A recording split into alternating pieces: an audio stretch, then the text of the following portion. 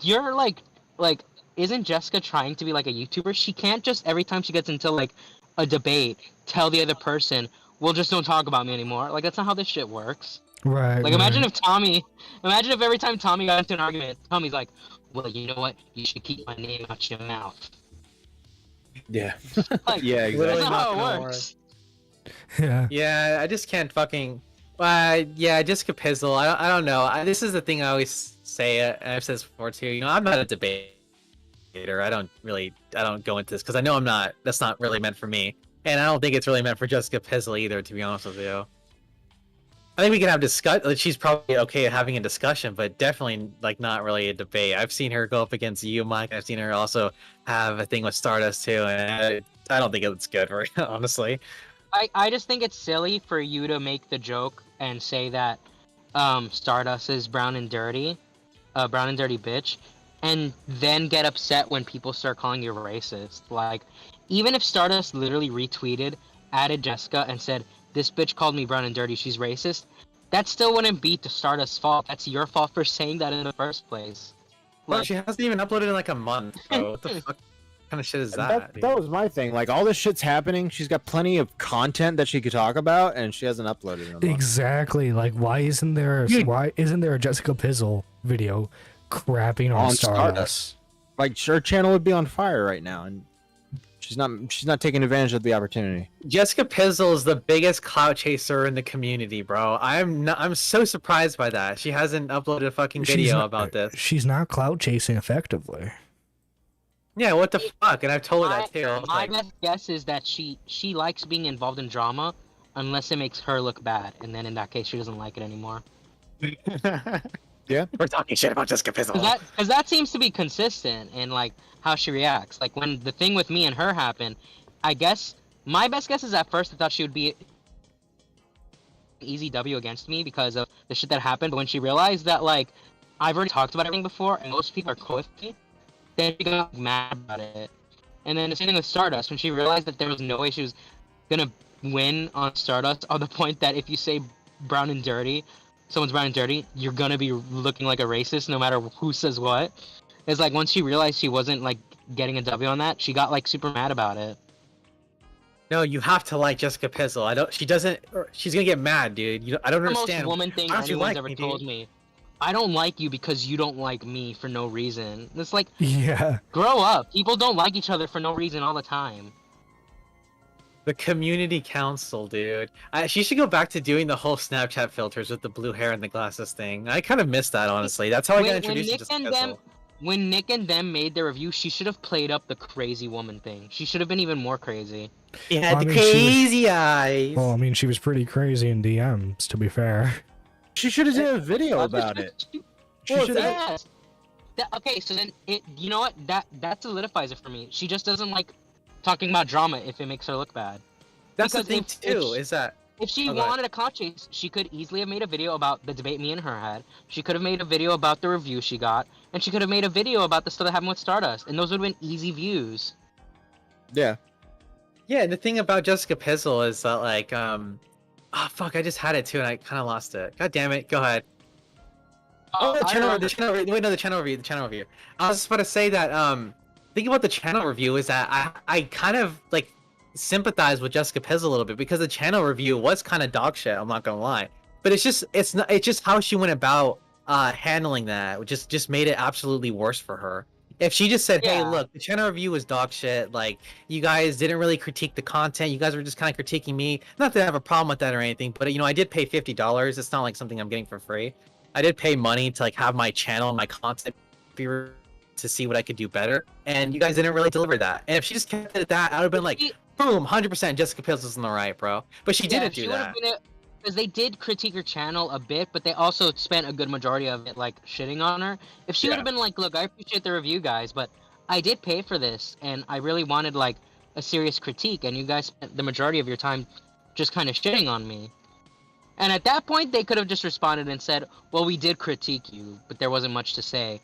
And at that point, it's kind of like a moot point. But at least she would have gotten her point across better than fucking spurging out. Oh Wait, yeah, Well, like, no, I think if they did that, that would make them look a little bit bad too. Where it's like, hey, I think 'cause it if- would have, but there's nothing really you can oh, do at oh, that oh point. yeah, well, like how she Yeah, responds is yeah. tell that femboy, Yeah. Turkey Tom. That shit was so funny. Well, like she didn't like That Tom was to so begin. unhinged. She didn't like Tom to begin with because I'm pretty sure Tom once said that Because she Tom wouldn't. doesn't like her. Yeah, like he said that she wouldn't be good for the community, and like she took that as like a major threat against her. Also, when Jessica first arrived in the community, she kept making videos begging like Tommy, Keemstar, everybody for follows, like with the Russian Yeah, accent. that's why Tom yeah, didn't just to go like back to her. doing that. Yeah, Turkey I Tom just love walked. that era. Turkey I Tom just hated blocked her. that. I loved it when she did the Snapchat filters and the Russian accents and stuff. That's how I got introduced to the Pizzle. But now she doesn't Like, do that anymore. Tommy, She's baby, stupid. come on, you gotta follow me. She did. She was. That's the thing. That's kind of what made me not like her. Cause so when I was first like starting my shit and I was getting like more like online friends, I would do those like Twitter lists. I would be like, oh look, top 10 close friends or whatever. You know, I just do the rando shit that your normies do on Twitter, and then she would respond and be like, how come I'm never on any of these lists? And I'm like, you never talk to me. Well, Like, Jessica What do you Pizzle is think? my rival. I will And it's fucking like- destroy her one day. As soon as I get enough power. It's like charging the spirit like, bomb. I just gotta wait. those early interactions I had with her kind of rubbed me the wrong way. That's why I didn't like her initially. But like, I'm sure if I would have said that, she would have said like, well, is that a big enough reason to dislike someone? And the best I could say in response to that would just be, you don't need a reason to dislike someone. You just not like somebody. That's life. This is gonna get back. There's people, dude. There was I distinctly remember in high school, some guy randomly went up to me and he's like, you know something, we've never talked, but I just don't like you. And I was like, okay, and he just walked away. And that's it. Like I never interacted with that guy before. Wait, that's He just didn't like me. That's but like that's weirder than like never talking to you. I think. That was He likes I you think for that no. guy's a- He doesn't like you for no I- reason. yeah. Well, going out of your way to tell someone you don't like them for no reason is a weird thing to do. But it's not weird to dislike someone for no reason in the first place. Yeah. But that Yeah. that was an experience. I was just like, And Jessica Pizzle needs to upload, dude. She's a cloud chaser who's not getting the clout. Like, what the fuck? Dude, John, you passed her in subs. I passed 2 in subs. Pizzle, you Oh. passed the Pizzle. Get it? It's Wait, a she doesn't have alliteration. She doesn't have 1,000 subs. No, she has 962 subs, dude. Damn. Nerdy John passed the Pizzle, bro. What I feel the like fuck? she had 1,000 at one point. I think she's lost. I don't know. I thought she. I thought she was at 1,000 as well. Really? I didn't think she got to 1,000. I remember seeing her at like 700 at one point, and now she's at like 900. She's almost there. She's like Dude, she was. she's a little bit less. She's like 40. No, already 38. told Well- John if he passes my sub count, I'm sabotaging him. No, I but- remember Reveal when what you've been she- hiding. I remember when she called in. She's like, "Tommy, I'm thinking about making a video called In Defense of Creepshow Art," and Tommy was like, "Okay, do it." And then she went and did it, and she made a video. Yeah, 13K Yeah. views. Really Oh. fucking good, but she hasn't been capitalizing on the clout. I mean, she's the biggest clout chaser here. Jessica Pizzle just needs to upload more. I like Jessica Pizzle, but at the same time, it's like she is a retard. yeah. But it's a retard that I like, so that doesn't count. Dude, Um, Speaking of cloud chasing, so when I did my stream this past, I think it was Saturday or Sunday, I at everyone in the clipped server, and Smaggle was in my chat being like, "You added everyone for 2 viewers. Good going, pal." And I'm like, "Why are you malding about me adding people in a fucking Discord? Why chill?" Dude, Smaggle Daggle was busy and he didn't know if like the server was on fire because he got added, right? Well, we talked about it in the staff chat, and I told AC I'll only add everyone when I release a parody. I won't do it for like my streams. Okay. Oh, Because I only wait, release a because parody like wait, once a because week. Smaggle Daggle, the fucking village idiot said something. Come on, Well, you can no, do it again. no, I decided it. No one told me to do it. I decided myself because I do stream like 3 times a week. So adding everyone like day to day, I could see that being annoying for everyone in general. So Right, Oh, I right. decided that myself. It wasn't to appease Smaggle. Because they already get Mike bought. like bowing this. feel that at all. I mean, they already get bought. Literally They already get crawling. notifications on Augie's live constantly. So like, imagine being a fan, like, oh my god, is Augie live? And then like they see it's like the like. I think I never really have issues with Discord notifications. I don't get why people get so mad about them. Like, oh, Yeah, I this think is only on it. autistic. Like, no offense, I think only autistic people get mad about it. Like, if I get a notification, I just swipe right. It's like, But okay. again, we're talking about the RFC community here, so. Right. Well, Yeah. it's like when I'll ping people, right, and stuff, like at everyone watch this or something, Right. and everybody's like, why ping me, why ping me, huh? Why ping me? And it's just like, Yeah. Well, yeah. When you everyone is like join or get banned. I'm like, oh shit, I guess I'm getting banned, and then I just swipe right. yeah, Just continue my night.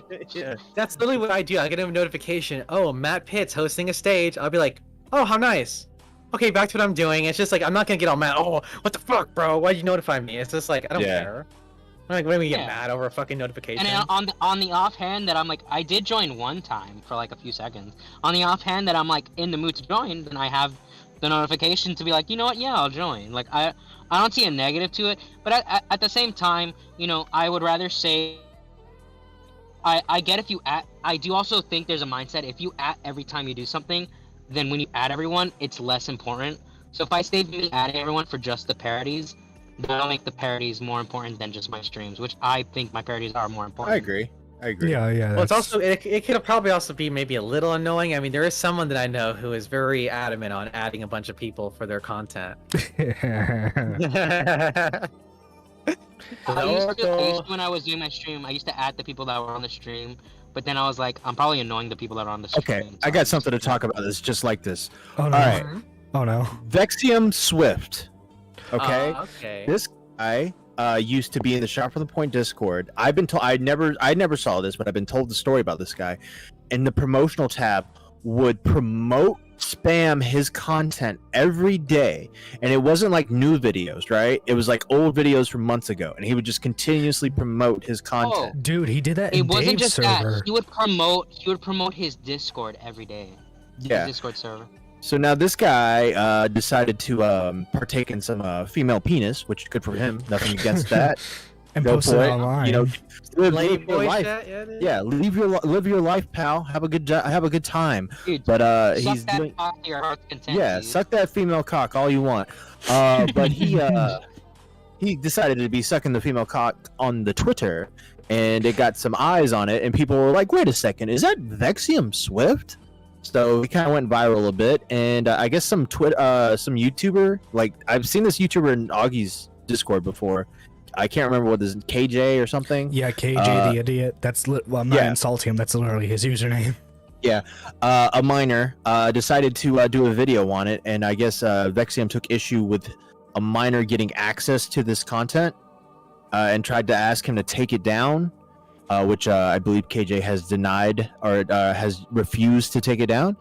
And now there's some situation going where like people are thinking he's going to either strike it down or something like that, but he has not done that yet. So I don't know what's going to happen, but that was in the news today. Yeah, Can you do a little I did see rewind? that. What did this You know guy do what's again? funny is when I saw the video on my timeline, I was very, very close to quoting him just being like, "Nice cock," but then I was like, "Do I want that on my timeline? I No, don't think I do." people are gonna be very I angry was at you. Wait, correct You're me if gonna I'm wrong, but did this guy, he got exposed for, I wouldn't say he got exposed, Yeah, but he he didn't get was. exposed. His girlfriend posted on her Twitter him sucking her cock, and so people found it and they started spreading it. And that's oh pretty my much what happened. god. Yeah. Why would she do that, bro? She Well, Well, fucking- you know, Well, she's she does NSFW. She has yeah. an OnlyFans. Yeah, Oh she's a my goodness, transgender porn no. star. So The best I kind mean, of person. I don't know why. Like, if he cares, I don't know why he didn't ask his girlfriend to censor his face. We're just not Yeah, up to like- begin with? Like the thing, the thing is, right? It's like you can't be a public figure and then be surprised when like little niche stuff that you're in is found out about, especially if your other significant other also has a following. Yeah. God forbid if I ever have somebody who also has a following and they start exposing all the stupid shit that I do like in person, bro. Well, don't Bruh, participate I in remember your partner's someone OnlyFans. jokingly. I remember someone jokingly in my chats like, "When are you starting your OnlyFans?" And I was just like, "The only time you're gonna see me on OnlyFans is if I'm in a video with Kiwi Sunset. Otherwise, I'm not gonna be on there." Okay, Bro, buddy. Kiwi Wow. Sunset, bro. Shit, In your bro. fucking Disavow. dreams. Mike, Disavow, Kiwi bro. Sunset, bro. Kiwi Sunset, she's hot, dude. Mike the bike's I gonna be the avow, but I pizza. also disavow. Mike the bike's gonna be the pizza man. Oh wait, I forgot. It's the other way around. I disavow, but I also avow. Wait, I avow, but I also disavow. I forgot how I said it. God damn You're it. the true Oscar. Disagree or disavow. Fuck. Yeah, dude. I just thought that. Well, I didn't really know what was happening. I saw some people talk about it, but I didn't really know like the context behind it. So I was just kind of confused. Oh. But... You know, you guys need to be like Matt, where he doesn't simp for anyone. Not that Well, you know of. Oh, be like, Not wait, that be like Matt. What about me? I don't do that. You totally simp. Don't lie. You were simping. You were simping for Emery. Don't lie. Oh yeah, she's hot though. That's the thing. Oh yeah, Emery. Yeah, Emery's hot. Kiwi Sunset is hot too. Avow, but a disavow too. Yeah, Well, yeah. That- She's very The thing- attractive. You know, when I lost my account, I was like joking. I was like, dude, I lost the Kiwi Sunset follow. But then I thought about it. I'm like, oh no, wait, I lost the Gokunaru follow. Fuck. But Yo, he did got in recently follow contact me though? again. He followed me again. Yes. And we actually DM'd about me working on an original track for him. So Nice. that might be in the works soon. I did lose the Chase Face follow. I don't have that anymore. I don't know if Tommy's followed me back on my new account, and I don't think Nick has either. I don't think Tommy Um, knows that you have a new account. I don't think Tommy Bro. knows you were banned. Fucking tipster, No, bro. I, That D- I motherfucker DM'd, I unfollowed me. DM'd him about it. Oh, He okay. did follow my other alt, but my most recent alt. And I was on a stream with Doc and Nick, and I said on the stream, I'm like, if this account gets taken down, I'm literally not gonna try again, because this will be my third takedown. So hopefully that doesn't happen. I did get Yeah. locked out last night because I called someone a schizo, and I didn't know that was like bad. Yeah. So that's a lesson. Yeah. I remember you Wait. back in like January. You were like, I could say anything. I haven't gotten taken Dude, down yet. but the thing is, like, I never even got locked out for saying the N word, right? Like, I would say the N, dude, I'd say the N word with the hard R, and I wouldn't get in trouble, right? But I said raccoon, but the other way of saying it, and Yeah. then my whole account's banned now. So it's like, what in what world is that word worse than the hard R N word? I don't understand. Dude, I how- don't know, but Dude, how did you Oh. get the second one banned, dude? What the fuck? No, the other two got banned because of ban evasion. Yeah, but This one- why is it this one? How come this one didn't get it? So this one, I haven't logged to it on my computer. I used an email that doesn't have my name attached to it, and I have a phone number that's from I won't say who, but it's from an online friend who has like a total different area code. Gotcha. Yeah. Dude, nice, Well, dude. I'm sure I could say. I'm sure I could say who, but just in case, I don't want to say it. Yeah, that's true. Yeah. I know. Dude, if you get banned again, though, fuck it. Just create another account and do the same shit over and over No, again. if I get banned again, I'll just promote my shit through my band's account like I was doing, but I won't I was doing that with my band's account. I just didn't want to use my band account as a personal account because I don't want any of the things I say being attached to my entire band. Right. Think it's so illegal. Just sit here and bland it. And by the way, you're live right now, right, John? Yes. Can everyone in chat please wish Planet a happy birthday? Yes, happy birthday, Pete. Happy birthday, happy birthday, happy birthday to you. Dude, I'm excited. Willie Mac should be back for tomorrow's stream with Dave, so that's gonna be fun. Dude, he Oh, heard they me don't say have the. that. Dude, he joined my stream and he heard me say the thing, John. Willie Mac heard you say the thing. What? He How heard me many? say Oh, yeah, silly Willie Willy Mac- Wednesdays. Willie Max showed up in my chat the other day. That was pretty hype, dude. Oh, I've been a fan. awesome. Well, I think Willie Mac's the first like YouTuber in the community that I ever talked to, and this was like years before I was even doing the parodies. Oh, Dude, he heard dude. me say silly Willy Wednesdays, dude. Dude, I Oh my remember God, yeah. like being like really starstruck when like I started like working when I started. Sorry, I was testing my sound pad. My bad. I thought it wasn't working. That was good. That I was was funny, like, John Swan. Little do you guys know. Matt, you know what happened? Last Pokemon stream? What's that? Ricky Berwick joined the call, but he didn't realize I was live. Oh, really? Dude, we were in a Yeah, but we channel were in the called Live. chat. Wasn't there some drama in the Augie Discord because somebody, I think it was that KJ guy, recorded Oh yeah, he recorded people without their without like letting anyone know, Oh, okay. and so they got banned for that. Which I think, I think That's it's fair. okay to record people, but you need to let No. everyone know you're recording. Yeah. Yes. I think doing that is gay. Yeah, it's super gay. It's totally an invasion of privacy in my Yeah. opinion. Dude, when Tipster did that shit, bro, I was like, fuck, I don't even give a shit if John Swan's the fucking bad guy of the week, dude. Bro, he said he wasn't gonna do it, and he did it anyways, dude. Fuck, not a good look, Tippy. Wait, did he say he was recording? No, he said he wasn't recording. He said he said, John- don't worry, this isn't gonna be recorded. I'm not gonna. This is gonna. Okay, Yeah, because I John Swan didn't remember. Johnson didn't even ask if he was recording. Tipster on his own said, "By the way, I'm not recording or anything like that." So don't I was Okay, like, because I remember like a phrase was like, "Don't worry, I'm not gonna leak this or anything," or something like that. I can't remember. And he Yeah. did, bro. Fuck. Came out there like, Like, a at fucking least little if- snake hissing in the ground, Right, dude. but like Like, at the same at- time, you're complaining that someone lied to the liar. Well, Yeah, I know. I said I that think too. it's that's moral. Then that just makes it morally neutral, but it still doesn't make it a positive.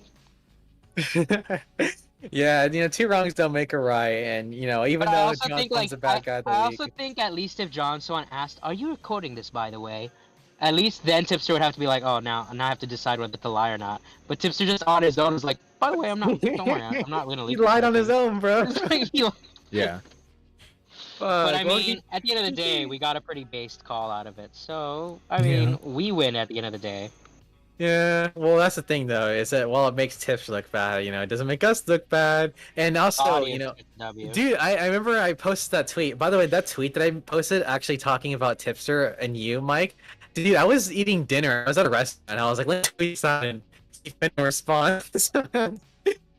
Yeah, Let's see if people like it or not. Yeah, I literally tweeted it out, and then I just put down my phone and ate dinner, and I was like, and then when I got back home, I was like, let's go check Twitter and see if anyone said anything. And I Yeah, got a after you bunch of, posted like, that Miss K and the RFC GC. Sorry, I've got she was asking if like I have the screenshot of that DM, and I was like, yeah, I do. So I just put it there, but I didn't post it publicly.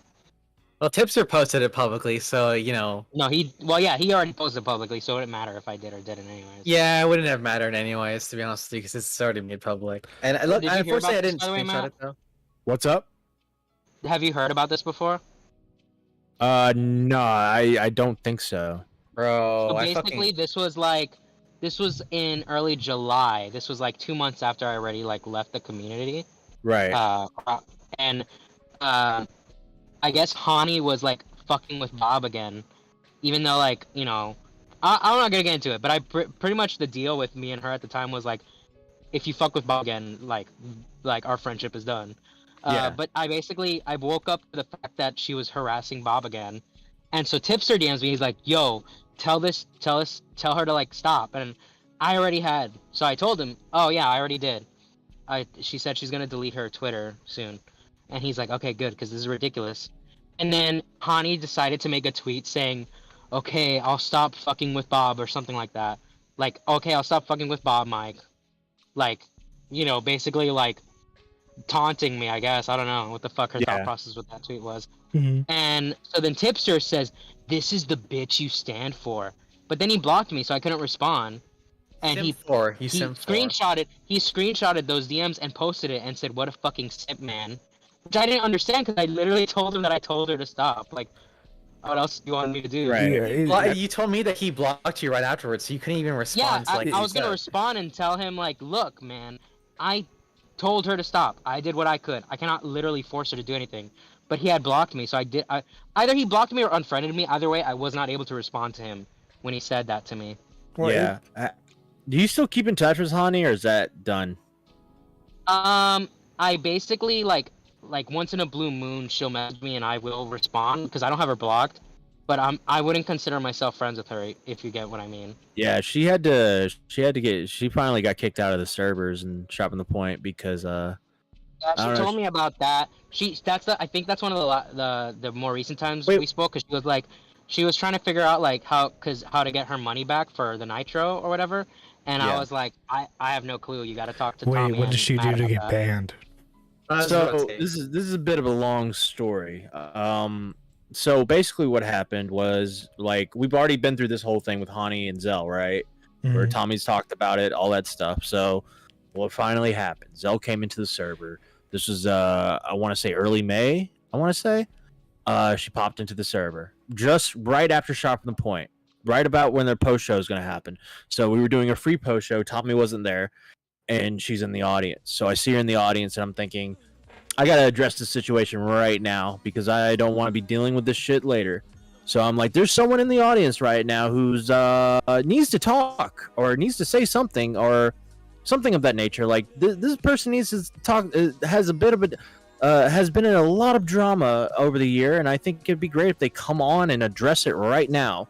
So eventually, she came on, Zell, and yeah, we had an interview where I, came to the conclusion. I heard her side of the story, pretty much came to the conclusion that A, she's lying to me. B, she would not concede that she actually did it, but she conceded that she did it at one point after a certain person had turned 18, but she wouldn't concede about the other stuff. But it just felt like I was being lied to the whole time, and I felt like she was trying to manipulate the situation. Meanwhile, the whole Discord's on fire now. Everyone's going off. Everyone's kind of mad. Everyone's angry. All this shit's going on back and forth. It was a shit show. And while that's happening, Channy just decides to pop in. She's never been in the paid server since it was a paid server. She never joined the paywall since it became a paid server. She's always been in the free server. She joins in and she jumps right into the drama and starts stirring the pot and going after people and all this stuff, and it got kind of annoying. So while that's happening, everyone's in voice chat now. The stage is over. Just Zell's in the voice chat trying to defend herself. She won't leave. Like I told her, like, look, it's best if you just can leave. Like, well, I don't understand why you're doing this. Just go. Like I don't get why you're even here. I don't get why wouldn't you just change your fucking name or something? Yeah. If you really wanted to be in this Discord, like why would you just jump in? And eventually she finally left, and I talked to Tommy, and I think at that point Tommy realized how big this situation actually was, and he decided to do something about it. So we banned Zell and we banned Chani from the paid server, and Zell got banned from the free server, and Chani was still in the free server. And she was still bitching and moaning about it. And we had this thing in the free server called Tard Court where, like, I don't know, if two people have issues with each other, they can come to Tard Court and, like, I don't know, yell at each other, like Spurg battles, whatever. And Channy came on with Tommy and tried to defend herself in the situation, and she just came off very immature, in my opinion, very immature. Didn't really understand the situation, and it was the same point, like, why are you doing this? Why not change your name? I personally have seen evidence of her faking her voice, so I personally think she's faking her voice. Mike, you talked about that before. So I was thinking, like, why not just like use your normal voice and change your name? But she just seemed to be stuck on it. So eventually, like, she was banned from the free server. So she gets banned from both servers now. She DMs me and tells me to go get. I hope you get cancer. She DMs Tommy a bunch of weird shit, and then gone. After that, haven't heard from her since. That's the weird thing with a lot of these people, and like with like this whole Discord stuff. This revolves around Channy, Zell, White Glove, basically any Spurg that you can think of that's been called out before. They Yeah. constantly join this community while like complaining about the community at the same time. But it's like, it's your choice to be a part of this community. You're the ones who are actively interacting with us. You know the nature of the commentary community, especially this side of the commentary community. You know, where it's not like a Leon Lush where it's like, we'll joke on you, but ultimately we hope you're doing well. It's like, no, you get people who are like, I hope you have cancer. So like, why Yeah, are you well, here I mean, with us? if you're to the point where you're so addicted that you need to come into this Discord or this community and like you want to talk to people, I just don't understand like the logic of like keeping your name. Like, why not change your name and just hope for the best? No one recognizes your voice. Like, what's the logic there to me? Like, why do you want to be bullied? Do you want people to say horrible things about you in voice chats? Do you want to have to defend yourself every second you're in the Discord? Like, it That's just a- didn't make sense to me. That's very like, interesting. I suggested to her long ago, like, if you really want to like come back to the community, change your name. But she was hung up on the idea that like she wants to use her name. I just think it was like a personal thing for her, and I was like, but if it's something you really want, you need to make a sacrifice at this point because you fucked up. But I mean, I'll re-clarify because I said it in the hindsight podcast, but basically the thing with me and her now is so when the whole drama happened in the first place, I told her that I'm gonna stay friends with you, but if you fuck with Bob again, like our friendship's over. She did, and at that point, like because it wasn't just her fucking with Bob. That wasn't the only point. The other point was like literally betraying my trust. So once that happened, I told her like I'm not gonna block you. We're not friends anymore. But if you do fuck with Bob again, I'm literally just gonna block you from everything. And Yeah. as far as I know, she hasn't even messed with Bob. Well, Milo now is her name, I think. Oh, did But as far Bob as I know, transition? I believe so. I believe so. Oh, But sorry for yeah, misgendering. so basically, like every now and again, punch me or something like that. Like we'll have short conversations, but I consider myself like friends with her. You know what I mean? Probably best that way. Am I honest? I feel Oh, like it's- I feel like think it's Honey's best- pulled Well, you honestly, into like this I shit. think the last time I talked to her, she started saying how she's actually making steps to like live more in real life than being Yeah. stuck online. And I told her that's great. That's probably the best thing for you. Yeah, It's very good for her. interesting that you said that, Matt, because I remember the last time I checked up on the whole Hani Zell thing, it was Tommy actually was saying that who cares if they're in here because they don't really pose a threat to any of the customers in the paid server. Yeah, and then Zell came into the server. I didn't ever expect for her to come into the server. I think she was smart enough not to, and she did it. So, and then Zell's like actually insane. I dealt with the situation how the only way I could deal with it, which was let's get it out in the open so that people that don't know who she is know who knows who she is, and we'll go from there. And I think Tommy realized the magnitude of that situation in that moment. I think, and like because Tommy's thing was I don't want to be internet cop. I don't want to be like this person can't be here because of this, and this person can't be here this. Also, if you give Discord the power of thinking that they got this person out, they can get anyone out, that becomes like a really detrimental thing because now people start thinking, oh, what if, like, you start thinking like, oh, what if they can take this person out and that person hasn't really done anything wrong, so there's always that mindset of like, because Tommy's dealt with this Discord trauma since like a drama since 2016. Like, he's had issues with this Discord for a long time, all kinds of crazy dramas within that Discord, so he's always just trying to figure out the situation. And we also like to have Tards call in and stuff like that for the show, for the content. So I don't know. I think at that point it was like, okay, yeah, Zell's definitely got to go. I didn't realize the magnitude of the situation, neither did Tommy, and so she's gone. Yeah, because I remember people were like spurring out about how Hani was like in the server. Oh my god! And then Tommy was like, "Oh well, like who cares? Like she doesn't pose a threat to anyone and stuff like that." Interesting to see the switch around. What did she do? Was it just because she was like getting people mad, or like? She So in the interview I did with her with Zell, are we talking about Zell or are we talking about Hani? Zell. Okay, in the interview with Zell, it almost felt like she did kind of a double down, a feel sorry for me situation, and some lies. And when I relayed that to Tommy, and Tommy was like, "Okay, so this girl isn't even sorry about the situation. She's just trying to get back into the Discord. I'm not dealing with it. Nah, get her out of here." My recommendation was we need to get her the fuck out of the Discord. Like this Oh, is yeah, like this she is was not- she was crying on stage about it, and Yeah. like the funny thing was, Tomato Man was in the audience for that.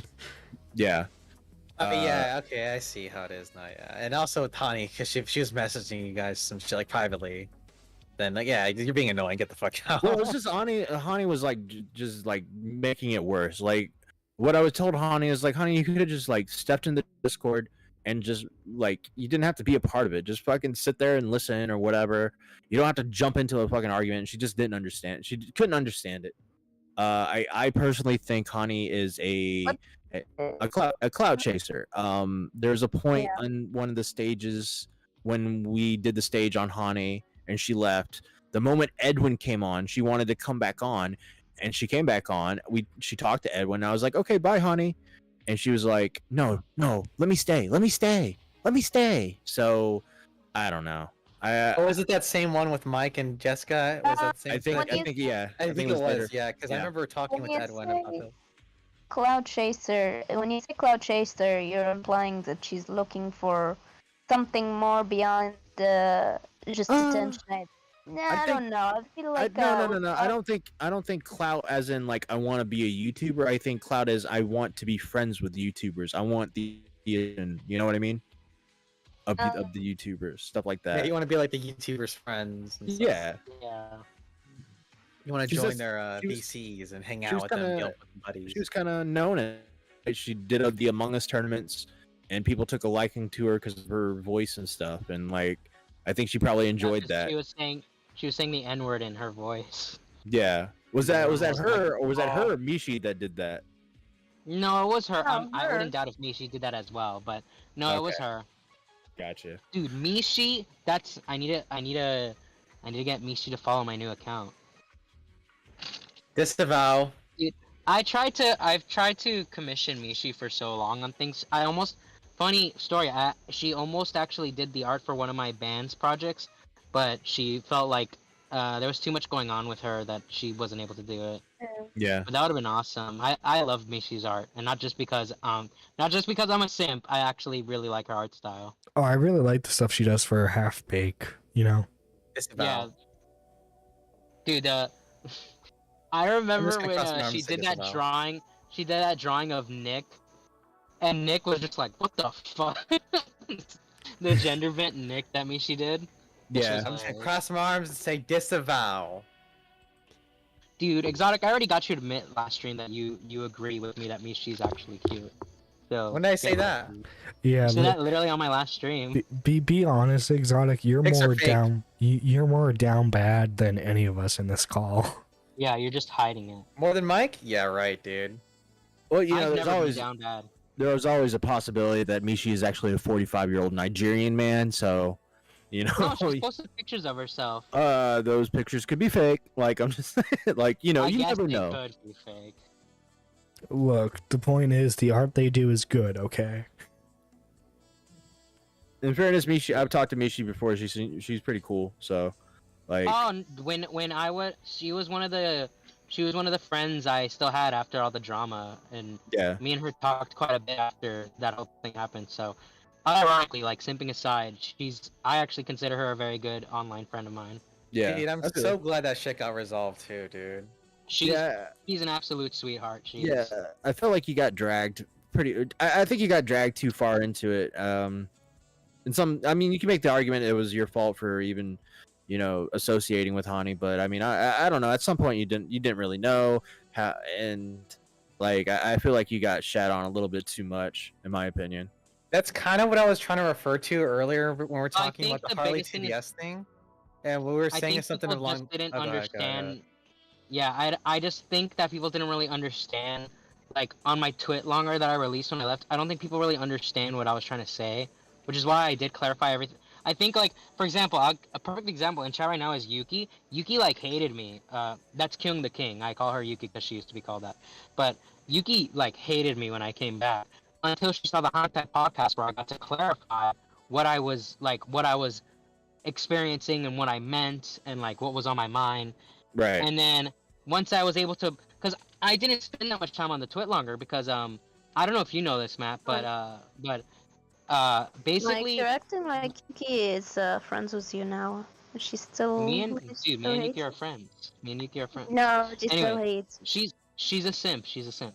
Anyways, what was I gonna say? Oh, pretty much like after that drama happened, the day I posted that twit longer, about an hour before I posted that twit longer, I had actually found out a friend of mine had been killed. So I had a lot going on, and I was just like, you know what, I'm just gonna write this twit longer and just be done with everything, and that's it. So I didn't really put that much thought into it, and I didn't devolve into like personal details because I didn't want to. The only reason why, when I came back, I went into more personal details is because Kales released private DMs of mine that had private details about my life, and at that point, I'm like, well, if it's out there, then everything can be out there at this point. Yeah. Yeah, the thing I was gonna say too is because earlier I made like a reference about like, oh well, I think it was during the Harley Aiden debate where Aiden said something like, well, it just doesn't matter because it's what the audience thinks, so who's right. And I'm like, okay, first off, this isn't fucking gay Twitch politics, okay? The second thing is, well, no, dude, literally the audience could be fucking wrong, dude. In this case, the audience was wrong, bro. We had people who were like basically just fucking dogpiling you, and the audience could be fucking wrong. In this case, they were wrong.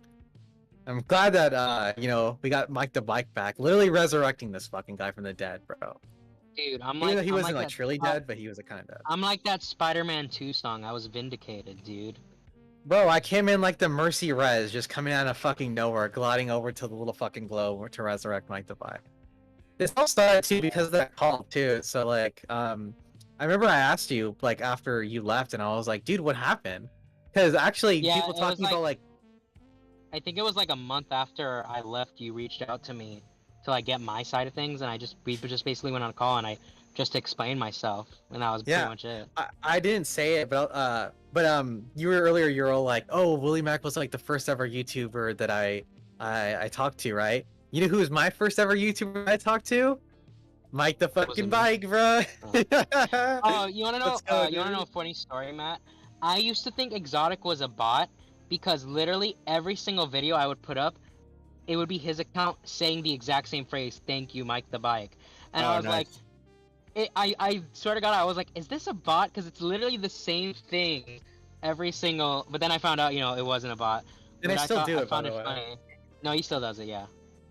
Yeah, I've been trying Yeah. to do it on Exotic too. My second account. Yeah, I'm trying to do Exotic it is not a bot. He's just autistic. We're trying to give so the reason why I was trying to do that is because Mike needs watch hours in order for him to get monetized.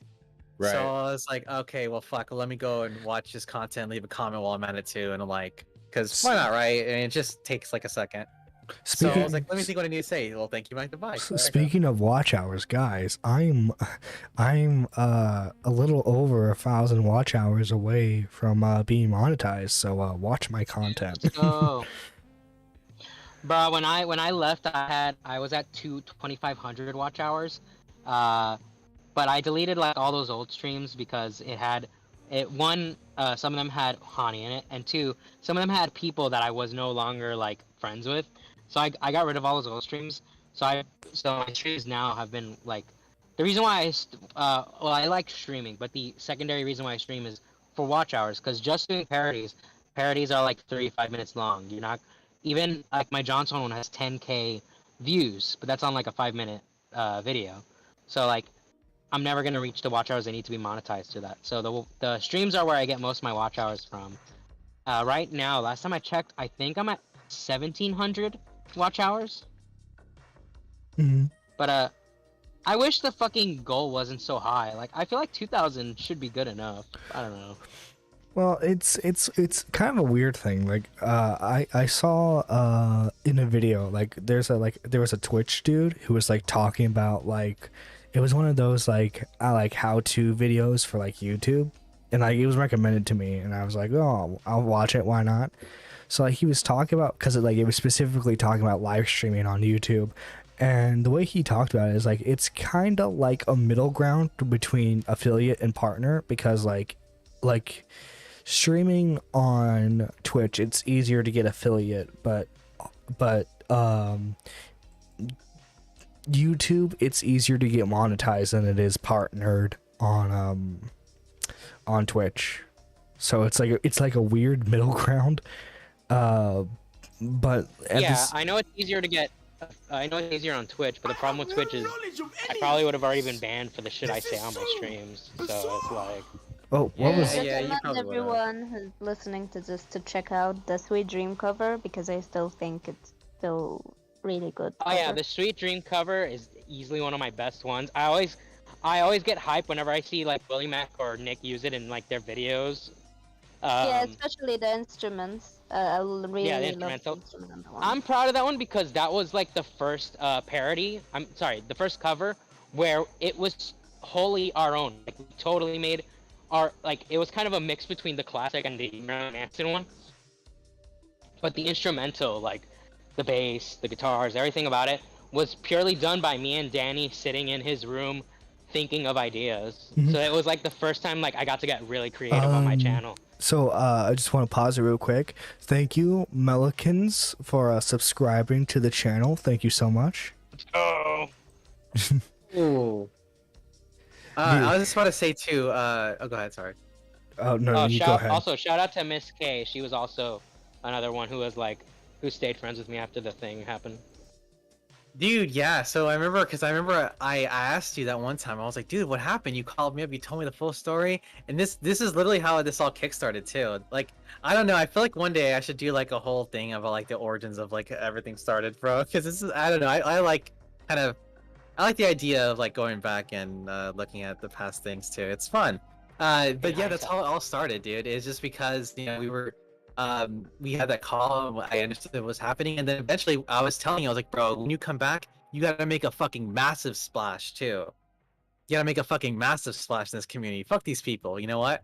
And then next thing you know, we thought about doing that, like a way to like get you back in the community and kind of expose like all this mainly it was mainly to expose like all the stupid shit that people were saying about you. It was to talk about like Hugh the King in the chat about what they were saying about you, what Akira was saying about you, and Trans Tipster, and just basically just pointing out like all the dumb shit that was all the dumb points that were thrown at you, and also addressing the serious things that were being thrown at you too, and just kind of expose like the things that you actually did that was wrong, and then like the things that you did that weren't even that big of a deal, and people are just kind of just bullshitting, and it ended up working too. And it was fun that day when we dropped it out. I remember we're all on the group chat too. We're like, oh my god, bro, this person just is watching it right now. Dude. Yeah. Oh, go ahead. No, you go ahead, Matt. Because I was just gonna do like a stuff relating to me. So you go ahead. Oh, I was gonna go on a little rant because the whole thing that bothered me about this stuff with Mike and Hani and even Zell or stuff, like I really hate it when the community goes on witch hunts. Like they become detectives, they start looking for things, looking into people or all this stuff. Like it was like, oh, the Augie and everyone's like exposing pedophiles. We should too, guys, right? Mm-hmm. And it was just like this weird witch hunt. And then, because the problem with that is everyone's an amateur, right? Nobody's a professional in this situation. No one knows actually what to do. We can't help it. We're all amateurs. We don't know what we're doing. So when you do stuff like that, this game of telephone happens. And that's where you get to like, oh, Mike the Bike and Hani were watching gore porn with minors in a voice chat. You know, stuff like that. That's how shit evolves. It evolves into like this like a game of telephone where all these rumors become fact now, and people just like stand by it, and you see people like that don't deserve it, like Mike the Bike, get dragged into the grave, and you're like, what the like I know Mike, I don't think he would do anything that stupid. So dude, didn't we say that in the episode too? I still think one of the funniest things was this was right after everything dropped. And basically, Tommy got me into a call in a server, and he's like, Mike, I need you to be honest. Did you watch this with Honey, and I was like, no, I didn't. And he's like, okay, just want to be sure. Yeah. Something that you have to remember too is that nobody was on this fucking guy's side. Nobody came to go back for this fucking guy, bro. No one came to fucking stand up for him. Absolutely no one, bro. The only person that stood up for me was actually, funny enough, Anon. Nugget. When Oh, Kales really? when Kales leaked the DMs, he leaked my side of the DMs that proved that yeah, she leaked these cringe DMs about me, but those cringe DMs came from me trying to comfort her for her own shortcomings. Oh, sorry, I apologize. No one like super notable came to defend you. It was just like I know Nugget did. I told her that I kind of respected that too. And yeah, he Nugget's did an also. IRL friend because we've actually met a few times. Yeah, Nugget did try to defend you from a couple people that were just like shit talking you. I saw that, and it's somewhere in like the folders. But and also that whole thing with Kales too, because I remember what I did was I wanted to make a reference to Kales because we were talking about Kales in the podcast episode, but I wanted to talk about the leaked DMs things without going off on like a tangent. So then I introduced the subject of Kales just in general. I'm like, speaking of leaked DMs, let's talk about Kales, just as like a little jab to like the whole situation with that. Because I didn't want to like go off on a rant about like, oh yeah, Kales leaked DMs, it's Mike the Bike, yeah. But like, I still wanted to address it too because it was retarded. Yeah, but like, yeah, no one really wanted to like come out and go up against and talk defend Mike the Bike, bro. It seems kind of odd considering people were going out here to defend other people. Like I guess I don't really have anyone to compare actually. I feel like it's just kind of retarded. Yeah. It's just things that get on my nerves, not actual like serious points, just things that annoy me. But then again, a lot of things annoy me, so I don't know. I have a Right? People spreading fake news were just jealous I'm epic and they're not, and that's just that's No, that was very insightful, Mike. yeah. The Discord glitch really was a powerful speech. But yeah, like to add on to Matt's rant about like the community being detectives. I mean, the Pie Man thing was a perfect example where she was trying to like go undercover to catch this pedophile, and she ended up implicating herself way more, and then she had to face the fact that she might have an addiction to the internet, and she's back, and she committed gay ops.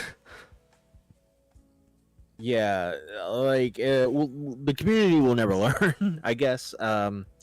There's always going to be spurgs that step up and replace the other ones that are doing dumb stuff, and like even in a lesser extent, like look at the tipster situation. You got people pretending to be friends with Triton and stuff to get into their server and find information. Are they going after tipster? What are they looking for? And it's just like at the end of the day, like this is such low tier like bullshit. Like granted, I took advantage of it and we made content out of it, but it shouldn't matter at the end of the day. And if you're not using Discord for like bullshitting and you're using it to like go after people or try to find information, I don't know. I think that's gay. Yeah, this is what I use Discord for. I use it to contact friends privately. I use it to call in on Shot from the Point, and I use it to join streams. That's it. Yeah. Something that I thought about too was the whole thing with Cammy. That shit got shot down quickly. If Destiny didn't get involved, how would you guys think that it would have turned out differently? You think he would have been given the fucking boot? I think so. I don't know, because I would say that maybe someone else would step up, but people are so tired of this pedophile shit that I think people just didn't want to fucking talk about it at that point. So it was good on Destiny for like, seeing this and being like, wait, this might be bullshit. And wait, who's doing this Google Doc? Wait, why is this 15-year-old is writing it? Wait, no, John Swan's writing it? Wait, what's going on? So I don't know. Because I have a feeling because the Cammy thing was easy to come back because Destiny kind of hijacked the whole defense force for that shit. And I was wondering like, hey, if he didn't do that, would people really be as defensive as they are of Cammy? Because people weren't as defensive with Mike, and I think Mike was an easier W to like recover from rather than this whole pedo shit, because there was no pedo shit with like his situation. Or allegations, not that saying that there were with Cammy, but there was like the whole allegation being thrown around. Well, Imagine there was how. only one person calling me a pedo, and that was trans hipster. Funny Oh, enough. right, Yeah. you're right, yeah. Imagine was how. Imagine how nervous John one had to be. We realized that this little Google Doc that he helped write to expose this, low tier commentary channel, got picked up by Destiny of all people, who probably has some of the best rhetoric, I guess, on the internet. So like, I can't imagine how nervous John Swan was to have to deal with that situation on stream. Oh, he was And He was probably. probably shitting bricks. Oh yeah, he was probably crapping himself internally. But like, this is like the thing with him. Like, dude, you could have made like 5 videos in a row with like, because like there was plenty to talk about during that brief moment, like that. Because like his last video he did on his main channel was like the technical stuff. There was plenty of stuff that happened that he could have covered, especially like mainstream stuff. But like instead he decided to be in Discord all day with 15-year-olds. Yeah, what was that thing too with like and I know John and we talked about it a lot too, but also Dr. Skipper, bro. Fuck, man. L right there, dude. Dude, like Motherfucker imagine. was out here making jokes and shit, and trying to like, he knew about what was happening too, and they try to, oh, I'm just gonna keep my head in the sand, guys. Yeah, Oh dude, my God. imagine like, really hyping up a document and then like trying to say that like, oh, I didn't actually know what was in the document, I was just. Yeah, we talked to Tyrone about this too, and Tyrone is like very adamant that like, oh yes, he for sure knew about what was happening too. He And had to have. Yeah, then he also told me that like he also was a little bit annoyed because he feels like Aiden Projects kind of exempt him. Well, I don't know what the right word, but he kind of like shielded him or kind of got him off the hook for like any sort of accountability for the document when that actually wasn't really like the case. Because Skipper did know what was happening, and he also was the one behind the high tree situation with the server too. So Yeah. I'm like, actually, I know Johnson's getting all the heat, but there were other people that knew about this too. It's just that Johnson, by comparison, his involvement was a little bit less than the other people in there, but he did change a lot, so I understand why he is that. But there were other people that knew about this too, that were in this fucking hit piece against Cammy. I'm just saying. I know John Swan's the most notable figure in there, but So did you see the stuff involving Flam today? Like apparently like it's been revealed that there are like sealed court documents relating to something that he did as a minor with his family. Fuck. I What? didn't know about that. What? Yeah, like I said. All I've seen is Ethan Ralph reacting to Flamenco talking about it or something. That's what I saw. Flam did what? I swear to God, if Lamb had sex with his sister, I'm not gonna be surprised, but what the fuck, man? Yo, James Bear? Literally, James Oh Bear. god. anyways. I mean, if that did happen, that would be gross. And What'd he he do, would be dead. A lot of people. He's dead to me. He did it. Matt, what are your thoughts on G Bear? Oh god. But Okay, never mind. I'm Don't taking. Okay, don't bring your cancer to Matt. He has to deal with that enough in the free Discord server. I kind of looked into it. He was young and he had a sexual relationship with his sister, right? Is Yeah. that what happened? Yeah, he was 13, she was 9. I think those ages. And- Yeah, that's. And I don't know, man. That's. in Alabama they call that a Tuesday. I think at the end of the day, you should never. If something like that's happened in your life, you should never talk about it on the internet, and you should keep it to yourself. That's Yeah. I think that the biggest problem with James Bear is not just the fact that he did that, but the fact that he always responds. Because this drama is like very old drama. It always Yeah. gets resurfaced because someone is always like, "I'm gonna expose James Bear." I'm like, "Oh, for what?" And he's like, "For fucking his sister." I'm like, "Oh, that's we already know." Like Daft Pina came out with a video about this, and it's like this is nothing but This is like the second time that I've seen this come in like circulation in my time on the internet, and Right. it's just like. I know Bobuck's covered it, then definitely did too. Siblings, But it's just like, everyone. but it's just like he keeps responding to it, like at some point you just have to be like, all right, I'm just not gonna address it anymore. Like I'm not gonna talk about it. It's not gonna be like a big deal anymore. Apparently, like this is the thing of the past with him and his family. So it's like, if they don't have any like bad blood with like the family, then if he's not tripping out about it, then there's no reason to accommodate these fucking internet people who are trying to like think that they go for a gotcha on you. In reality, everything's been sorted. This is like old news. I mean, there was another situation recently, right, with that Tux guy. Did y'all hear about that? Oh God, yeah.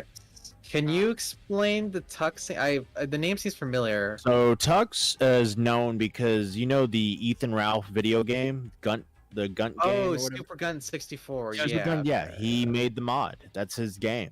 It turns out he also went to the bowling thing and got kicked out. He also, during Flamenco's stream, sent like a voice recording to Flamenco to react to, and it ended up having Ethan Ralph's on it. So Flamenco ended up accidentally doxing Ethan Ralph because of Tux. Well, I mean, to be fair though, Ethan Ralph in most of the streams he kind of dots himself when he's drunk. But anyways, keep on. Yeah, but at the end of the day, like you should not send something like that without it being censored, because you're putting your friend in a vulnerable situation. So this guy Tux, turns out he was in Discord servers with e-girls, got drunk, and ended up telling them that he at one point used to have sexual relations with his sister, who is 2 years younger than him. And they from a couple screenshots I found, it was like they played doctor at one point and things got weird. I don't know. And I guess like he was complaining because it's something she's held over his head since, and would like use it against him and stuff. And he was like, like frustrated about that. So that comes out, right? And then he goes on Augie's stream for an interview, and Augie ends up getting really grossed out by it because of how much he's confirmed of the story. And Augie and AC are interviewing this guy, and he's pretty much confirming everything and talking about it with what seems to be like kind of clear-headed, like as if there's no issue. And I think eventually Augie just kind of got grossed out and ended the interview because of how sick it was. And yeah, that's the story of Tux. Wow, holy shit. Yep. It's that story is just insane. Like, what the fuck, dude? You know what? I'm just gonna get drunk. That's a great idea. There's one detail I forgot. So this Tux guy, I think he's bisexual now, I believe. Oh God. To get back at his sister, frustrating him for holding this over his head, he was trying to get a guy on Grindr to come to his house so he could fuck in her bed as some sort of like got dude. you. Yeah Like fucking own her, dude. That what what? That literally makes no sense. It happens anyway. Yep. Dude, I'm an owner bike. Like, oh my god, dude. Like, I don't want to say it. My brain stopped working for a second. I didn't know that about this guy. I mean, I knew that. See, the name's Tux reminds me of Nux, which reminds me of Nux Taku. That's why. So I get like confused a little bit. Oh yeah, it was Nux Taco. Yeah, he. Yeah. Oh God, Dude, Nux Taku. John says, dude, the Nux Taku drama was like that happened a while ago with V Shoujo. Was like the stupidest thing in the world, bro. Yeah. Well, it involves anime characters. What do you expect? Proving I that... know, but it had to do with like him putting like them in danger by like exposing that there was this phishing scam going on or some stupid shit like that. And I was like, bro, that's horseshit, bro. I feel like the people were just like fucking with Nux and they're just trying to like, be assholes. At the end of the day, it proves Tommy and Matt right further about anime. Yeah, anime bad. Yeah, anime. Well, as much as I like anime, I have to admit there's a lot of stupid anime, and anime has ruined an entire generation. I would have to say. Yeah, anime is probably the reasons why a lot of problems exist in the world with a lot of these people. Yeah, I didn't realize how big it had gotten since I was a teenager. What I knew of anime, it was like the weird socially awkward kids in class. That's what they watched, and like maybe like a small percentage of people watch like Dragon Ball Z and stuff. So it was like black people, a small percentage of people, and then the weird And awkward that's the anime real kids. and Tommy C is like, and that's the real reason why it's bad. No, what we were talked about is like white people ruin everything. Like, you know, black people kind of, from my generation, black people kind of found anime. They were the ones who were like really big into it. That's how I knew. The reason I knew what Dragon Ball Z was is because one of my black friends was drawing it on paper. I'm like, what the fuck are you drawing? And he's like, oh, turn into Toonami on Cartoon Network. You watch it. It was awesome. Dude, Toonami was cool. I just yeah. want to put that out there. Yeah, so now it's just become its own like monster, and it's just so many genres, and so many people are playing into this weird anime culture where they're trying to pretend to be the anime characters. And you got e-girls with cat ears. Like back when I was in high school, the only people that wore cat ears were like the overweight anime, like overweight girls who didn't shower. Like, and now you got like e-girls. Yeah. Well, technically White Glove was a guy, but you know, still. Yeah, well, I'm just now you got e-girls that are like everyone's using anime to like it was like it's now a way to look how cool I am, guys. Look at this new anime meme I know. Look at this new cool anime dance I can do. Look how high pitched my voice can get, or look how close my male voice is to an anime voice. You know, it's become its own popularity contest, and it's just so bizarre to me. Right. Well, plus Yeah, too, like depending on how you do it, you can get really big on YouTube just covering anime. Yeah. And here's the Yeah, thing. I like Berserk. I like Trigun, and I like this one called Welcome to the NHK. Those are like the only three animes I really ever liked, but like I can see why anime is good, but I also criticize why it's really bad in my opinion. And I can see why you guys like it. I just don't see why you guys like it so much, you know. Yeah, I said this before, but it's like one of the biggest problems with anime is that there's this boom in like light novels getting adapted into animes, and you know light novels are just basically budget mangas, which anyone could. I'm not saying anyone, but it opens the threshold for a lot of people, a lot of writers to create their own stories, and those stories then get adapted into anime. And when you have a bunch of mediocre writers creating things, it floods the market with a bunch of cliche, generic, boring, shitty anime adaptations that are really overflooding the market. And when people want to watch anime, they're like, oh, now they have to like fucking dig through all the shit. Yeah. Yeah, but can't At you say least that about a fucking lot like of that. media? Like, how many movies come out that are just pure shit, and you gotta dig through movies to find the really good movies? Oh, well, Like, I think nowadays, that's a sure. problem- I think that's a problem with media in general. Like, Yeah. you go back to like the 80s, there was so much good anime, so many good movies, so many good like everything, and now it's like it's because people will just pay and go and see these shitty movies and animes, and they'll fucking give these people their money when like at the end of the day, a week after they see it, they don't even remember what they saw. Yeah, speaking of giving money, if you guys want to donate and support the stream, that would be greatly appreciated. I You know what? I'm gonna find a way to give you anti-money. I'm gonna find a way to steal money from you just for saying that. You're basically, wait. We're gonna basically like gonna make counter money and then try to find a way to make anti-money.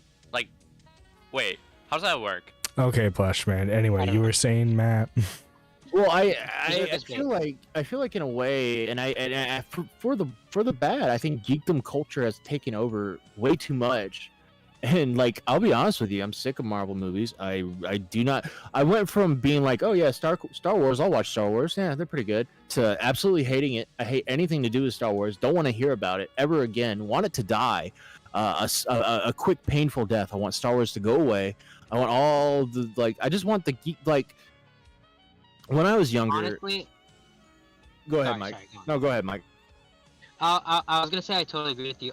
I grew up on Star Wars when I was a young lad. Me and my dad would watch the VHS of Episode 5 over and over again. And then once the prequels came out, that's what I used to watch all the time because I grew up with that. Yeah. But man, like the sequel trilogy really like just destroyed my love for Star Wars. And I'm getting that same feeling from Marvel now because I was a huge MCU fan, and Phase 4, not that there hasn't been bad movies before. There's a lot of bad Marvel movies, but like Phase 4 has been other than No Way Home, and I like Doctor Strange on like a visual level, but like other than those two, it has been so dog shit, and all the shows have been dog shit. Like it's just, and I think that's what it is, and it's the same thing with my feelings on Disney. I used to be a huge Disney fanatic when I was growing up, and now with all the crappy remakes and the crappy sequels, and it's just constant. Like the people in charge don't have any creative integrity anymore because Yeah. they know they don't need to have it to make Yeah. money until they start bombing, because that's what happened every time in Disney's past. Whenever they started bombing, then that's when like Cinderella came out and that's what brought them back. Then you had the Disney Renaissance. Like that happens with companies all the time, is they lose sight of what people loved until they start losing money, and that's Yeah. when they get back on track. Yeah, I think it has a lot to do with the whole.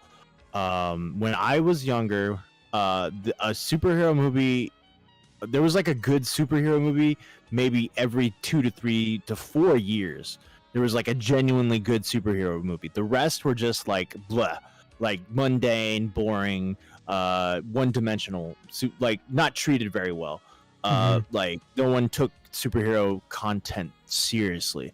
And then all of a sudden you had, you know, the Dark Knight movies start, the Batman movies start making the tone a little more serious. Then you had Iron Man. Then you had these movies. They were like, oh, we're going to connect these movies now. We're going to make a whole arc right now.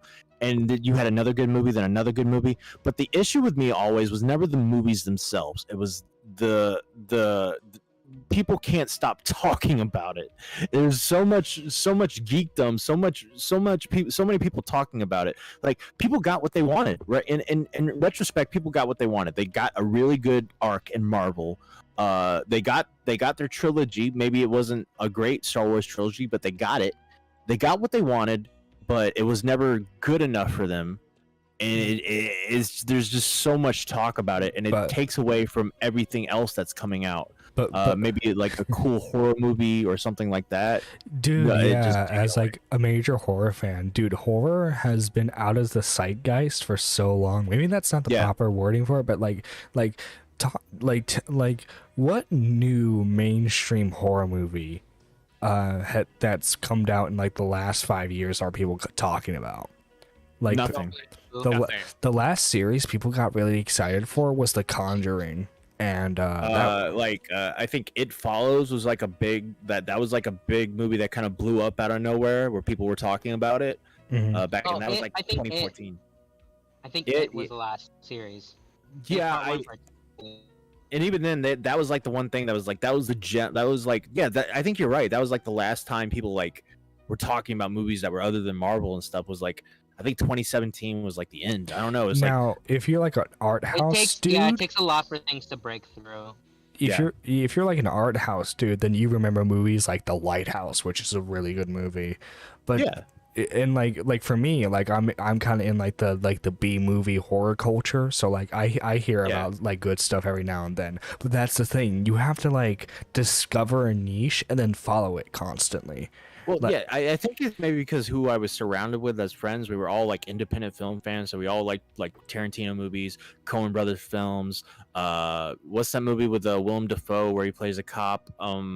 Boondock Saints, stuff like that. Like movies like that were like was all around. Everybody talked about stuff like that.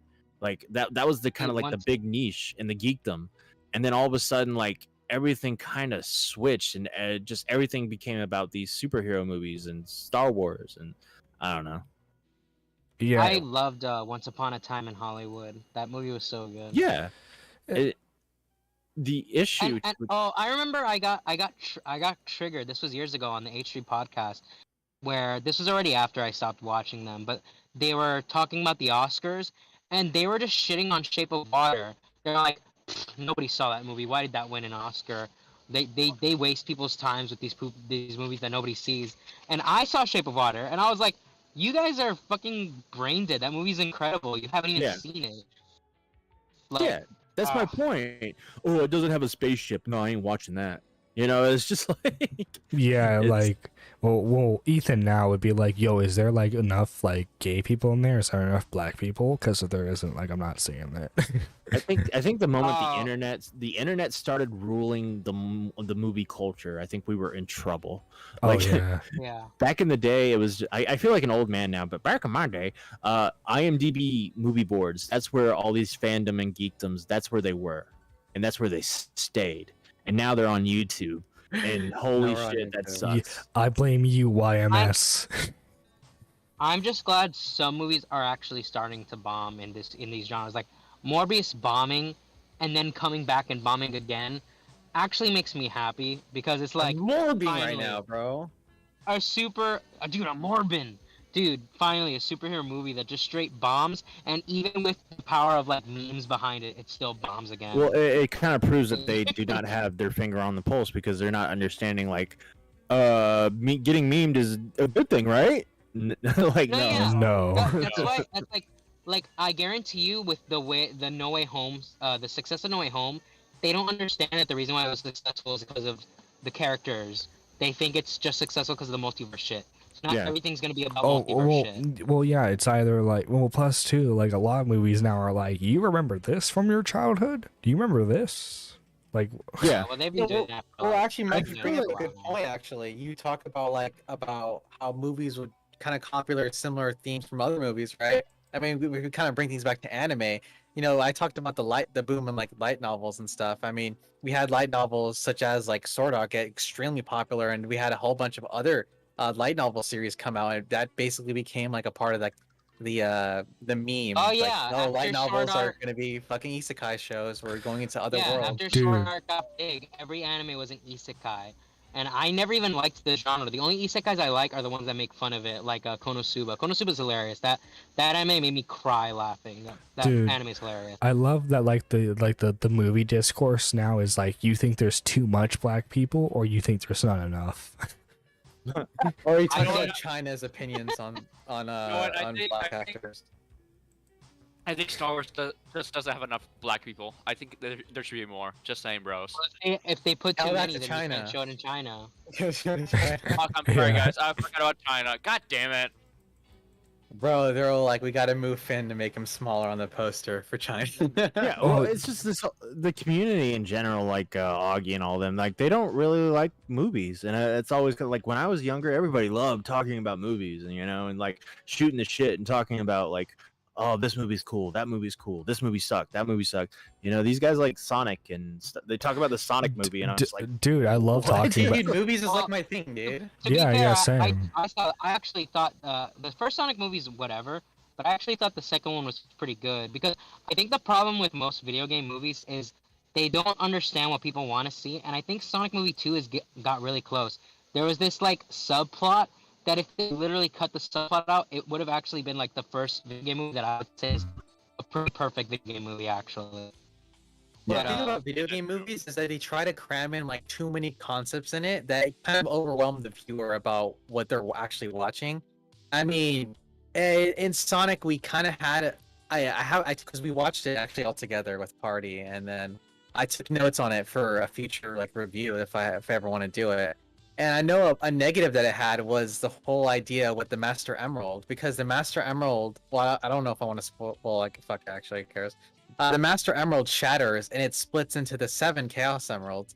And I was just like, okay, wait, because that didn't really get explained too much in the film.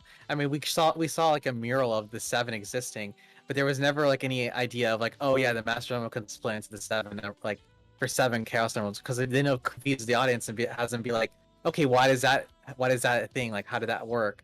And video game movies do that shit all the time where they're introduced like concepts like that, and it just confuse and overwhelm the audience.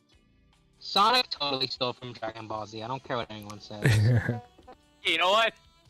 I completely agree with Fucking- that. Super Sonic is totally Super Saiyan. The 7 Emeralds is totally the 7 Dragon Balls. It's like literally like just ripped off. So I'm actually kind of curious because I remember talking about that in the past, and actually I was trying to like I had to look back at the dates about when they were released. so Matt, Dragon Ball I'm Z pretty is sure the dates.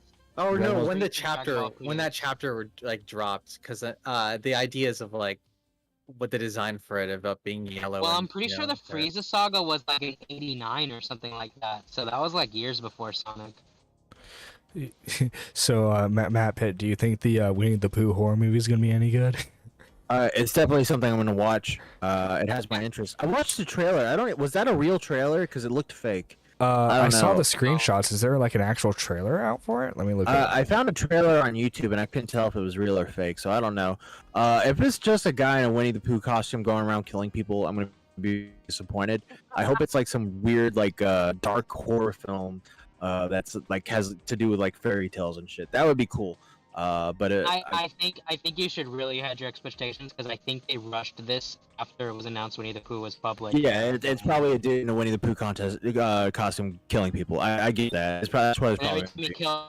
every time he kills someone, he goes, "Oh bother." Yeah. Okay, so I have the dates actually. So Goku's Super Saiyan form was came out in '91, and Super Sonic and Sonic 2. That game got released in 1992, so it was a year, almost a year and like a month later, I think. 2 Okay. months later, actually. So it's a year and 2 months later, where it's Super Sonic. But that's the other thing. Good thing about since they're like making movies of classic Sonic. Classic Sonic has, like, that's the thing. You can't make a movie about modern games because modern games are like 20 hours long. So it's like that's so much to put into one movie. But think that classic games is shows, very. like, The No, Witcher yeah, and shows stuff. can work as long as it's not the Halo show. But shows can work. Yeah. But a movie, Halo show. like, you don't like. I think classic games are perfect for movies because classic games are super simple. Mario, save the princess. You're a plumber. The villain's a turtle dinosaur. There you go. Simple movie. Hot But it's take. like, Hot take. The original Mario movie, pretty enjoyable in my opinion. I really like it. I think it's funny. Yeah, Yeah. it's I so think it's bad I it's actually good. like- I actually like the classic Mortal Kombat movie, not the sequel, but I do like the classic Mortal Kombat movie. I had a lot It's of a fun g- with it watching with my little Yeah. brother when I was. It's a when I was good kid. time. I love the theme song to it. Dun, dun, dun, The theme dun, song dun, is dun, fucking dun, based dun. as hell. That Bro, shit's so hype. When is that? Isn't that cartoon series coming out? Isn't the second season coming out? The superhero one? I can't remember what it was called. It's about like Invincible? Invincible. Isn't that That coming out? show soon? is so good. Dude. They only recently announced that it was coming out, but I don't know why they announced that because they announced in the first season and that it was confirmed for for season 2 and 3. So Yeah. I don't know when it's coming out, but I'm hype as hell for it. The first season was so good.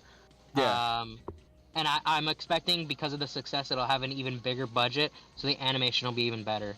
Yeah, I watched that. Nicholas Diorio showed me like the ending of the first episode, and I was like, okay, yeah, I gotta watch this. This looks fucking awesome. I showed my friend Maxwell. I showed him the first episode. We were all hanging out, and we realized that he was the only one in the friend group that hadn't seen it. So we're like, we'll show you this episode. So he was watching it, enjoying it. Then when the ending scene happened, I looked at him, his jaw literally was like dropped. He was like, Yeah. so blindsided. It was such a great. I love seeing other people's reactions to things. To be honest. Especially when they're so animated. Something that I thought about too was about the whole video game movies, because before I don't know how to feel about Sonic 2 compared to this movie that I'm gonna bring up right now, but I always thought that like before Sonic 2 dropped, that Detective Pikachu was easily like the best written like video game movie to release out before. That doesn't like overload the Detective audience. Pikachu. That doesn't overload the audience about like a whole bunch of shit. Like you don't really need to know like a lot about Pokemon to understand how Detective Pikachu works as like a Well, movie. I mean, I at thought it was pretty good. the same time The though, only I thing don't that think I'm you hung really. up on is I just don't like the designs of the realistic Pokemon. That's just a God. personal thing.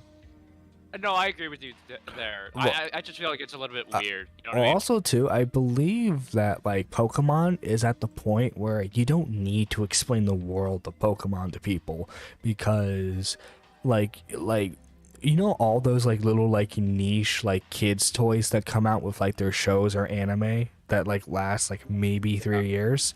That's all because of Pokemon, and Pokemon's been lasting for over 20 years at this point. Like everyone knows. True.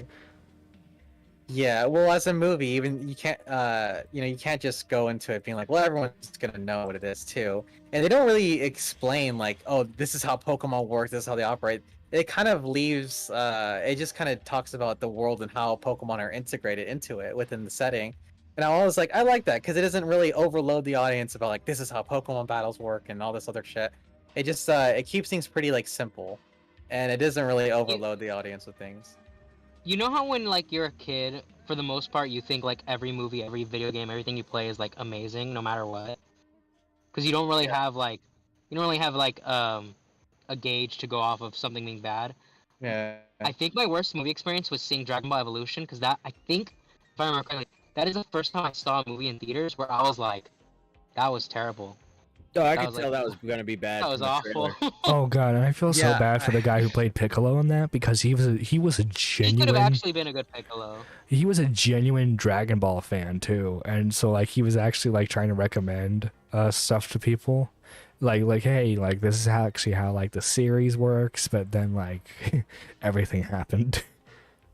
Yeah, and whoever's the guy who plays Goku, I remember seeing him in like another movie. I was like, oh my god, it's Goku. The only other movie I know that kid from is from End of the World or War of the Worlds with Tom Cruise, which is also a very whatever. There's movie. this movie called, I think it's called The Invisible or something. It's about a guy who turns invisible. I can't remember. Oh, the it's plot. based off the Invisible Man, and Kevin Bacon plays as the main guy. No. Oh. That's not it. I can't remember what the movie's called. I'm gonna look it up. It was so gay. It was such a. It was in 2007. I know the movie came out in 2007. I saw it in theaters. Me and a bunch of friends and one of my teachers were going to see a play, and then we decided to watch afterwards to go watch a movie. And I was trying to get them to go see Grindhouse, but they were like, "No, it's 3 hours long. We're not going to see that." And so we ended up watching this. It was either this or The Condemned, and so we chose this. And it was. I'm gonna look it up right now. It was so bad, but it had the guy from Dragon Ball Z in it, and You yeah. can't catch a break. While you're looking that up, I have to complain a little bit. I just got 3 comments on my tweet asking for people to help me write the lyrics for the White Glove parody, and all 3 of the comments are saying, "Yo, let's go! You're doing a parody." Not at all suggesting anything, which was the point of the tweet. Well, I mean, I just liked and retweeted it, so like I wasn't really adding anything to the discourse. Bruh. Like, you just can't miss, man. I love you so much right now. Oh my god, you're doing a glove parody. Ha ha ha ha. Let's go. I'm like, well, I appreciate it, but I mean, I need help here. Yeah, Damn, bro. Yeah. I'll figure it out. I'm dude, sure I will. like there was a thing for from 2000 from the year 2000 to like I want to say 2010. Like remakes were like the big thing in horror, and like it got so annoying after a while because like it's either like they were telling the exact same story, just like updated visuals, which I mean I guess isn't like that much to complain about, or like they made so many needless changes where it's like that doesn't even make sense. Yeah. Oh, you know what movie? You know the thing is like what Matt was saying earlier that like people just don't like movies anymore, and I totally get that. Cause like, not that my friend group doesn't like movies, they do like movies, but like me personally, I really like getting like me and Exotic relate with this. I like getting critical about movies, and there's only like Yeah. 1 or 2 IRL friends that I can get critical about movies with, because the rest of my friends are just like, just watch the movie, bro, and I'm like, but this is how I enjoy it. Yeah, like me too. I mean, I like digging into it. yeah, Like, I like to dig get into people- things. Not to like downplay people who don't like getting into it. It's cool if you just want to watch a movie and not really think about it. That's totally fair. But I like getting into it. You know what I mean? Yeah, by the way, the movie is called The Invisible. It came out in 2007. Really bad movie. Has a 6.1 on IMDb. I'm kind of surprised by that. Trash movie. Didn't like I think this guy like dies or something and he's like invisible to everybody. He's trying to find out who killed him, but it was just the characters sucked. But anyways, what I wanted to Nerdy John, you were talking about remakes. Do you see in the last couple of years there was probably the last 3 or 4 years before COVID, there was a remake of a remake. Wait, what? A What? remake of what? Black Christmas? Oh God! Don't get me started on that movie because they. Oh my God! The whole like the Confederate statues are like controlling the white guys in order I've to never be. even seen. I've never seen it. I've never seen it. Wait, that's what they did? No, yeah. Let me go on. Let me go on a rant about this. So like the original What the Black. fuck? Yeah, no, it's like the original Black Christmas, which was made in the 70s, is arguably the first like modern slasher film. It is so good. Not in like in an art house way, but like the awesome thing about it is it doesn't ever show you the killer. Like you don't know who the killer is still by the end of the movie. And that's the interesting thing about it. And then in 2005 or 2006 they released a remake of that, and it's basically like a copy paste of that story, but they added like weird elements of let's say Alabama family relations in it.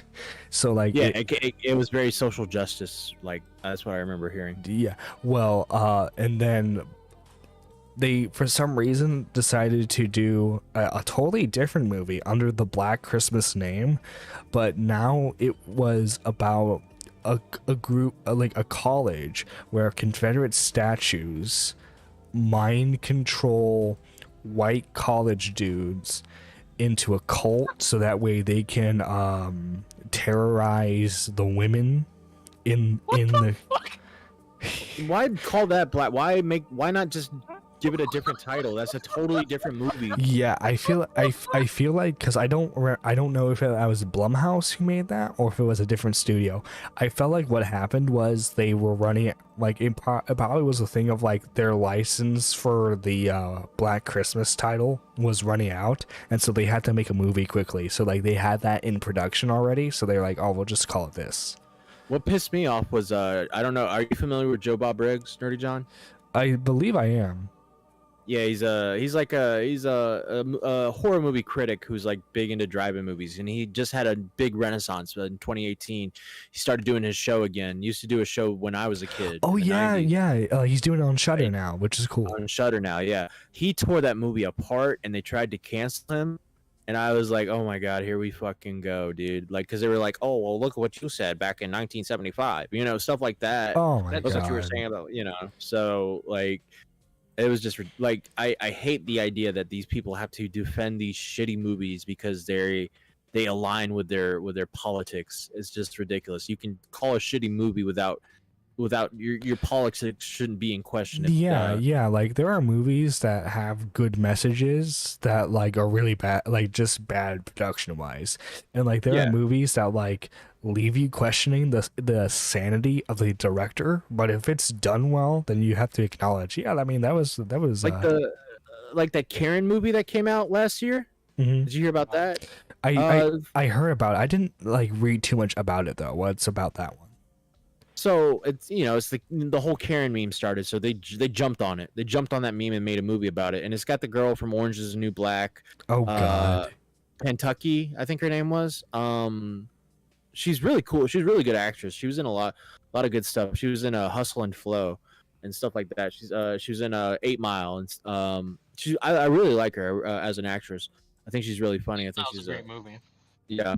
So she plays the Karen, which a black couple moves into a new neighborhood, and they notice that their neighbor is a bit of a weird person, or not weird, but like like a Karen, and eventually they find out she's like this racist woman who has the Confederate lighter and like all this stuff, and then she's gonna kill them both. Oh my God! And I was thinking like there's no substance to this. It's all out in the open. It's all one dimensional. You're trying too hard.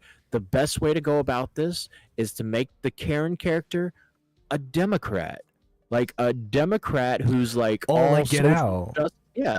Yeah, like all social justice, all about the black people and all about this and that. And it turns out no, in reality, she's a huge Karen with this subconscious racism about her, and she's really like out to get them.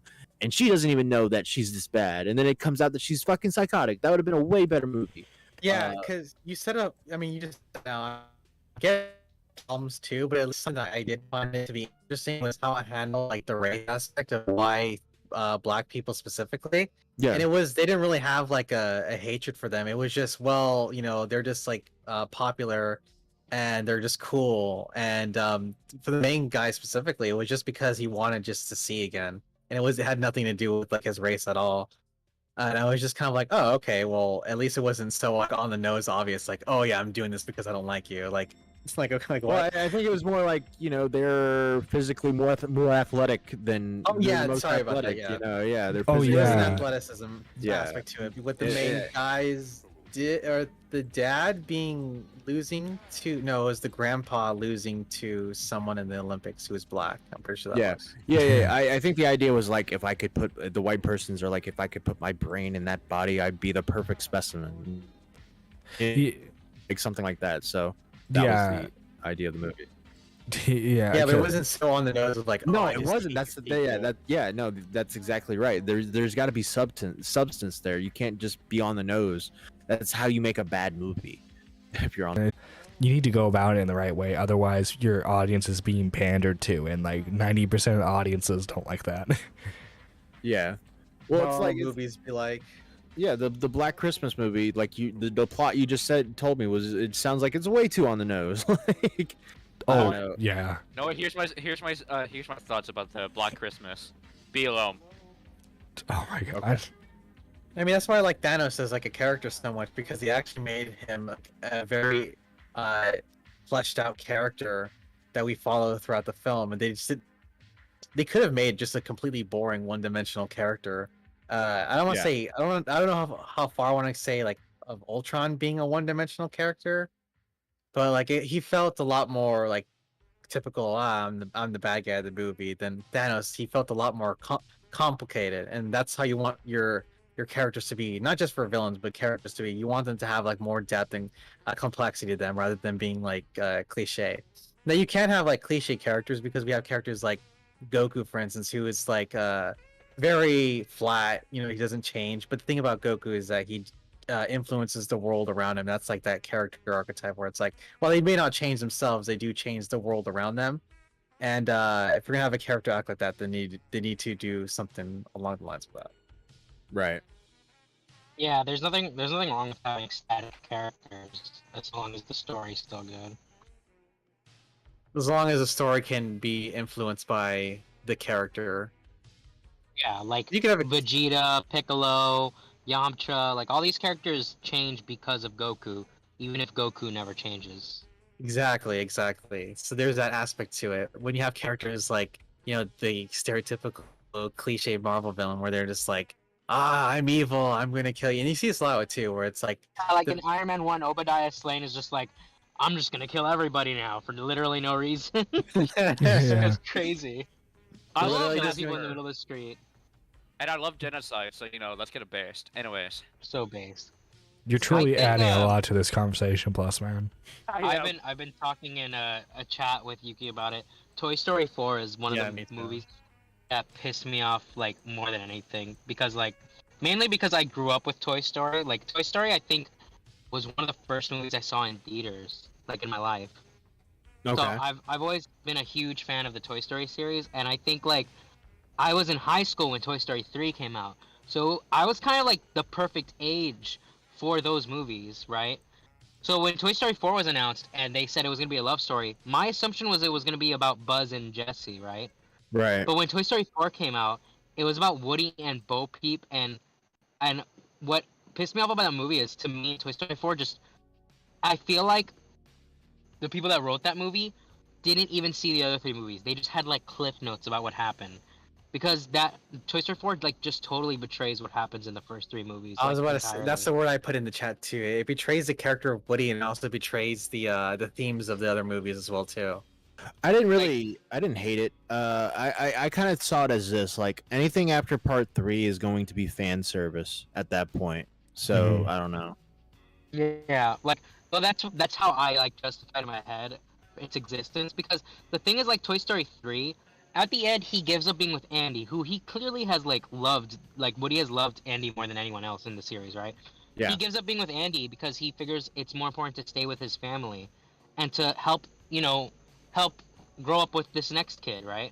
Yeah. But then in Toy Story 4, he's just like, oh, I'm gonna leave my family for Bo Peep, who was only in like 5 scenes in the first Okay, three well, movies. hold on. All right, so I will say this: Bo Peep was not an integral character in Toy Story, but it was a toy that he, out of the movies, is a toy that he's probably been around for a long time, who just ended up disappearing in between part 2 and 3. So it was kind of cool to bring that element of the story back.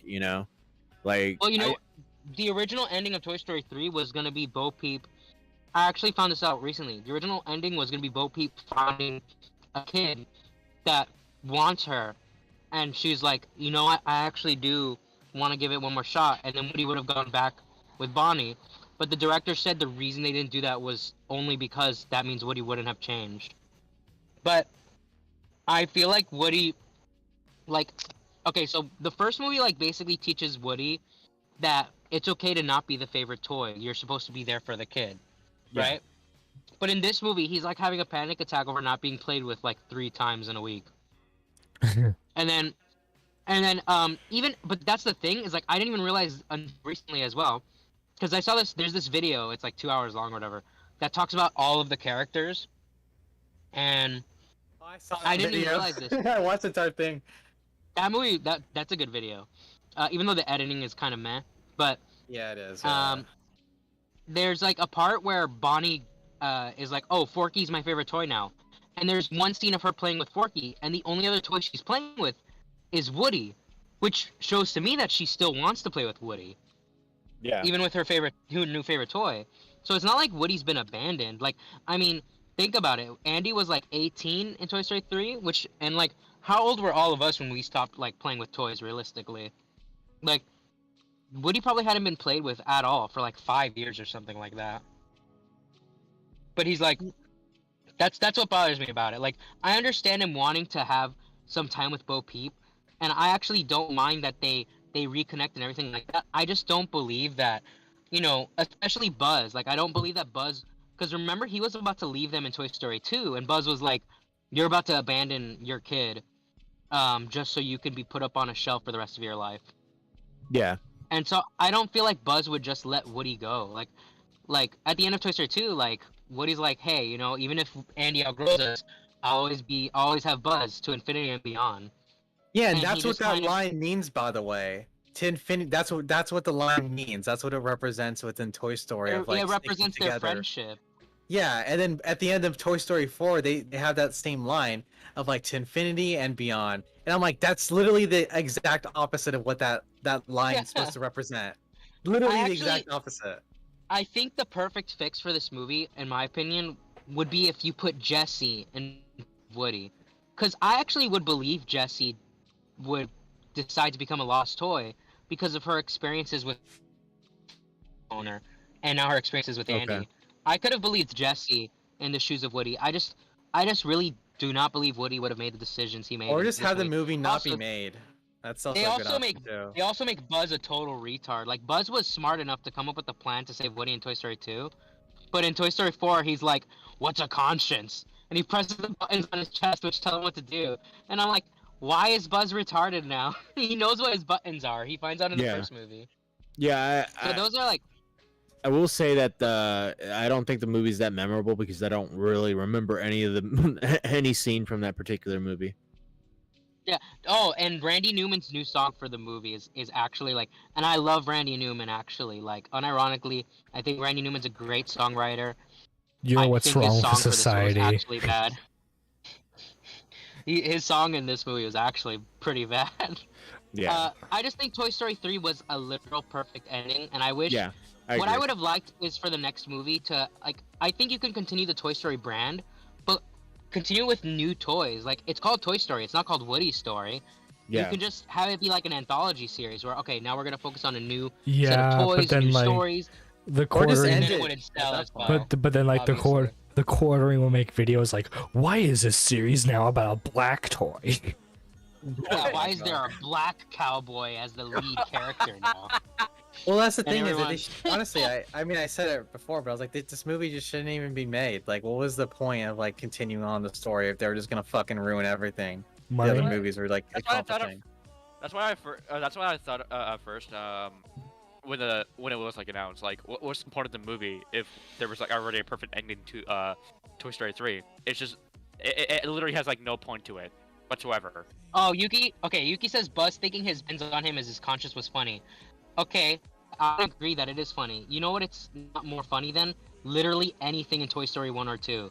Toy Story 1 or 2, even to this day, they fucking crack my shit up with some of the jokes that they tell. And you don't have to sacrifice the characters to do that. Like, you don't have to make your characters dumb to make a funny joke. You can just be a good writer and make a funny joke. Yeah, if you have to sacrifice character development for the plot to work or for a joke to happen, then just no, that's an automatic no. You can't fucking do that shit. Yeah, like, and I will agree. Toy Story 4 looks amazing. Like, it's one of the best animated movies, like, visually I've ever seen. But also, Disney is a multi-billionaire company, and I shouldn't expect anything less from their animation. Yeah. Well, you say that, Like- and then we got the Phase 4 Marvel green screen effects. You know what I didn't Oh, like no. about Part 3? What? Sid was just a cameo, and it didn't make sense to me. It didn't make sense that he was like a garbage man. Yeah, I felt it didn't make sense that he would even be anywhere near a toy, like he would even touch a toy. Shouldn't this guy be completely afraid of toys? Because he's the only human that knows the secret. Well, I'm sure, like, by this point in his life, he's had enough therapy to where he believes he just had, like, a manic episode. That's your I would've- headcanon, though. Yeah, That is headcanon, but, like, what are the chances that another toy revealed themselves to Sid since then, right? That's a hell of a revelation, though. Like all the No, toys no, I just agree. come alive. Like I don't Well, know, man. Well, I guess if there was any job you would get after that kind of traumatizing event, I guess a garbage man, you know. I would have liked to have at least seen some substance to the character just to see what he was doing now, besides just like a one-dimensional cameo where he's a trash man. Like, yeah, it was fun. I liked it, but I would have liked to have seen like, you know, like what's going through his head. Is he a good person now? You know, like that's what I would like to see. Like, it would have been cooler if like he takes care of the toys or something. Like he has these toys that he takes care of. Or something like that. Oh, yeah. What if, But it can be like he's afraid of. What if he worked at the daycare? Yeah, or something. I don't know. That would have been Like, interesting. Toy Story 3 isn't without faults. It definitely has its issues too. I think that the villain it's wasn't like- as good. No. Who, the- Lots like, of Hug and Bear? Yeah. Yeah. that's the What do you- best villain of the That's the fucking best series. villain in Toy Story. What are you talking about? I feel like they kind of reused elements from Stinky Pete and Yeah, but Stinky Pete isn't fleshed out. He's just like, nobody wanted to play with me. Lots of Hug and Bear basically is Jesse's story, but like gone wrong. He never found his Woody. And then Duke Kaboom, Duke Kaboom, I think is his name. Kaboom. Yeah, Dick Kaboom in Toy Story 4. His story is Jesse's story, but they're shitting all over it, basically. That's what. But dude, Keanu Reeves, villain- dude. The villain in Toy Story 4 is so terrible. She's an awful, awful toy, and she did not deserve a happy ending. Fuck And that stupid ass Gabby toy. It's so weird too, cause like she wanted Woody's Like, voice oh, I literally ripped out your back, Woody. I deserve a happy ending. I would have been like, fuck you, you attacked me. No, I did like you the don't deserve a happy ending. I like the spork element. Like you could create a toy just from the kid making a toy out of a spork, and then it comes alive. I liked that. right? That is Cause a cool like concept, but it makes me worried about all the horrific Frankenstein toys that exist now. right. Well, I They mean, created a like, bunch Sid- of Frankenstein yeah. toys. Look at all the amalgamations Sid had. So I mean, No, yeah, we They saw created shit a like bunch that of before. crazy shit with the bitch smashing toy parts. Yeah. Well, I it's still like love the hooker toy where it's a fish hook and like legs. yeah, hooker, yeah. yeah. It's just so funny. Yeah. Toy Story 2 is good. Well, it also reflects the fact that like sometimes like parents don't have enough money for toys, you know. So you gotta make your own. You gotta play with sticks instead of plastic swords, my guy. I haven't seen No, Frozen in a I while, don't but I have a think it's problem with Forky overrated. existing. I actually like Forky. Yeah, Mike, I haven't seen What? Frozen What? in a while, but I think it's overrated. I've never Yeah, seen Frozen. I've seen Frozen, and then I gotta say, Frozen's I feel like it's Frozen's overrated. okay. Like it's Yeah, not it's bad. It's just yeah. an okay movie. Now, Tangled, in my opinion, Tangled deserved the success that Frozen got. Tangled's actually really good. Yeah, Tangled. Tangled- Tangled's a good It's movie. Yeah. I feel like because I remember watching Frozen like after like all the hype was happening. I'm like, oh, this movie must have been like hella fucking fire then, right? I Like, remember dude. watching it. I was like, wait, I mean, it's not like anything like super special. Like, what makes this the movie like better than other movies, such as like as you reference like Tangled? Like, what makes it like better or more special? Dude, Princess and the Frog got done super dirty. I love that movie so much. Yeah, because That you love it movie because should have of, been like, way your- more successful. Well, that was the last animated, like 2D animated project Disney's done for movies. Besides, Yeah, it looks awesome too. I thought Winnie the Pooh was the last animated one they did. Wait, when did I'm pretty sure Winnie the Pooh came out. wait, like did Winnie the Pooh have like a fully 2D movie? Yeah, it was I think it came out in. I'll double check. I'm pretty sure Winnie the Pooh came out in 2011. I'll double check now. I don't even think Winnie Talking the shit Pooh about should Winnie. count. Don't be talking shit about Winnie, bro. I swear to God, I'll fucking Like smack the Winnie, fuck I out don't of think you. Winnie the Pooh should count in within the Disney world though. I don't know why, Oh, but why? 'cause I just don't see it as a Disney movie. I don't know. I love the classic Winnie the Pooh movie. I grew used to up with have- it as I a think I still have the series. VHS actually. No, What? It so was, I it was a fucking love series Winnie when the I. Pooh. Don't be fucking talking shit oh, about so Winnie. so Matt, you want to hear something weird? So like, What so the series itself, Winnie the Pooh, is public domain, but Tigger is still a copyrighted Disney character. Okay. Yeah. That's interesting. Yeah, So so they can't use Tigger. yeah. Is it because he's so different? Well, no, because like Tigger is like part of like the OG cast. It's not like Tigger was like created specifically for Disney. So I'm maybe it's because like they did the Solo movie with him, but like it's just really odd. Oh, Like, that solo movie? Dude, that solo movie is actually pretty sad. I mean, yeah, it's Tigger good. gets fucking wrecked.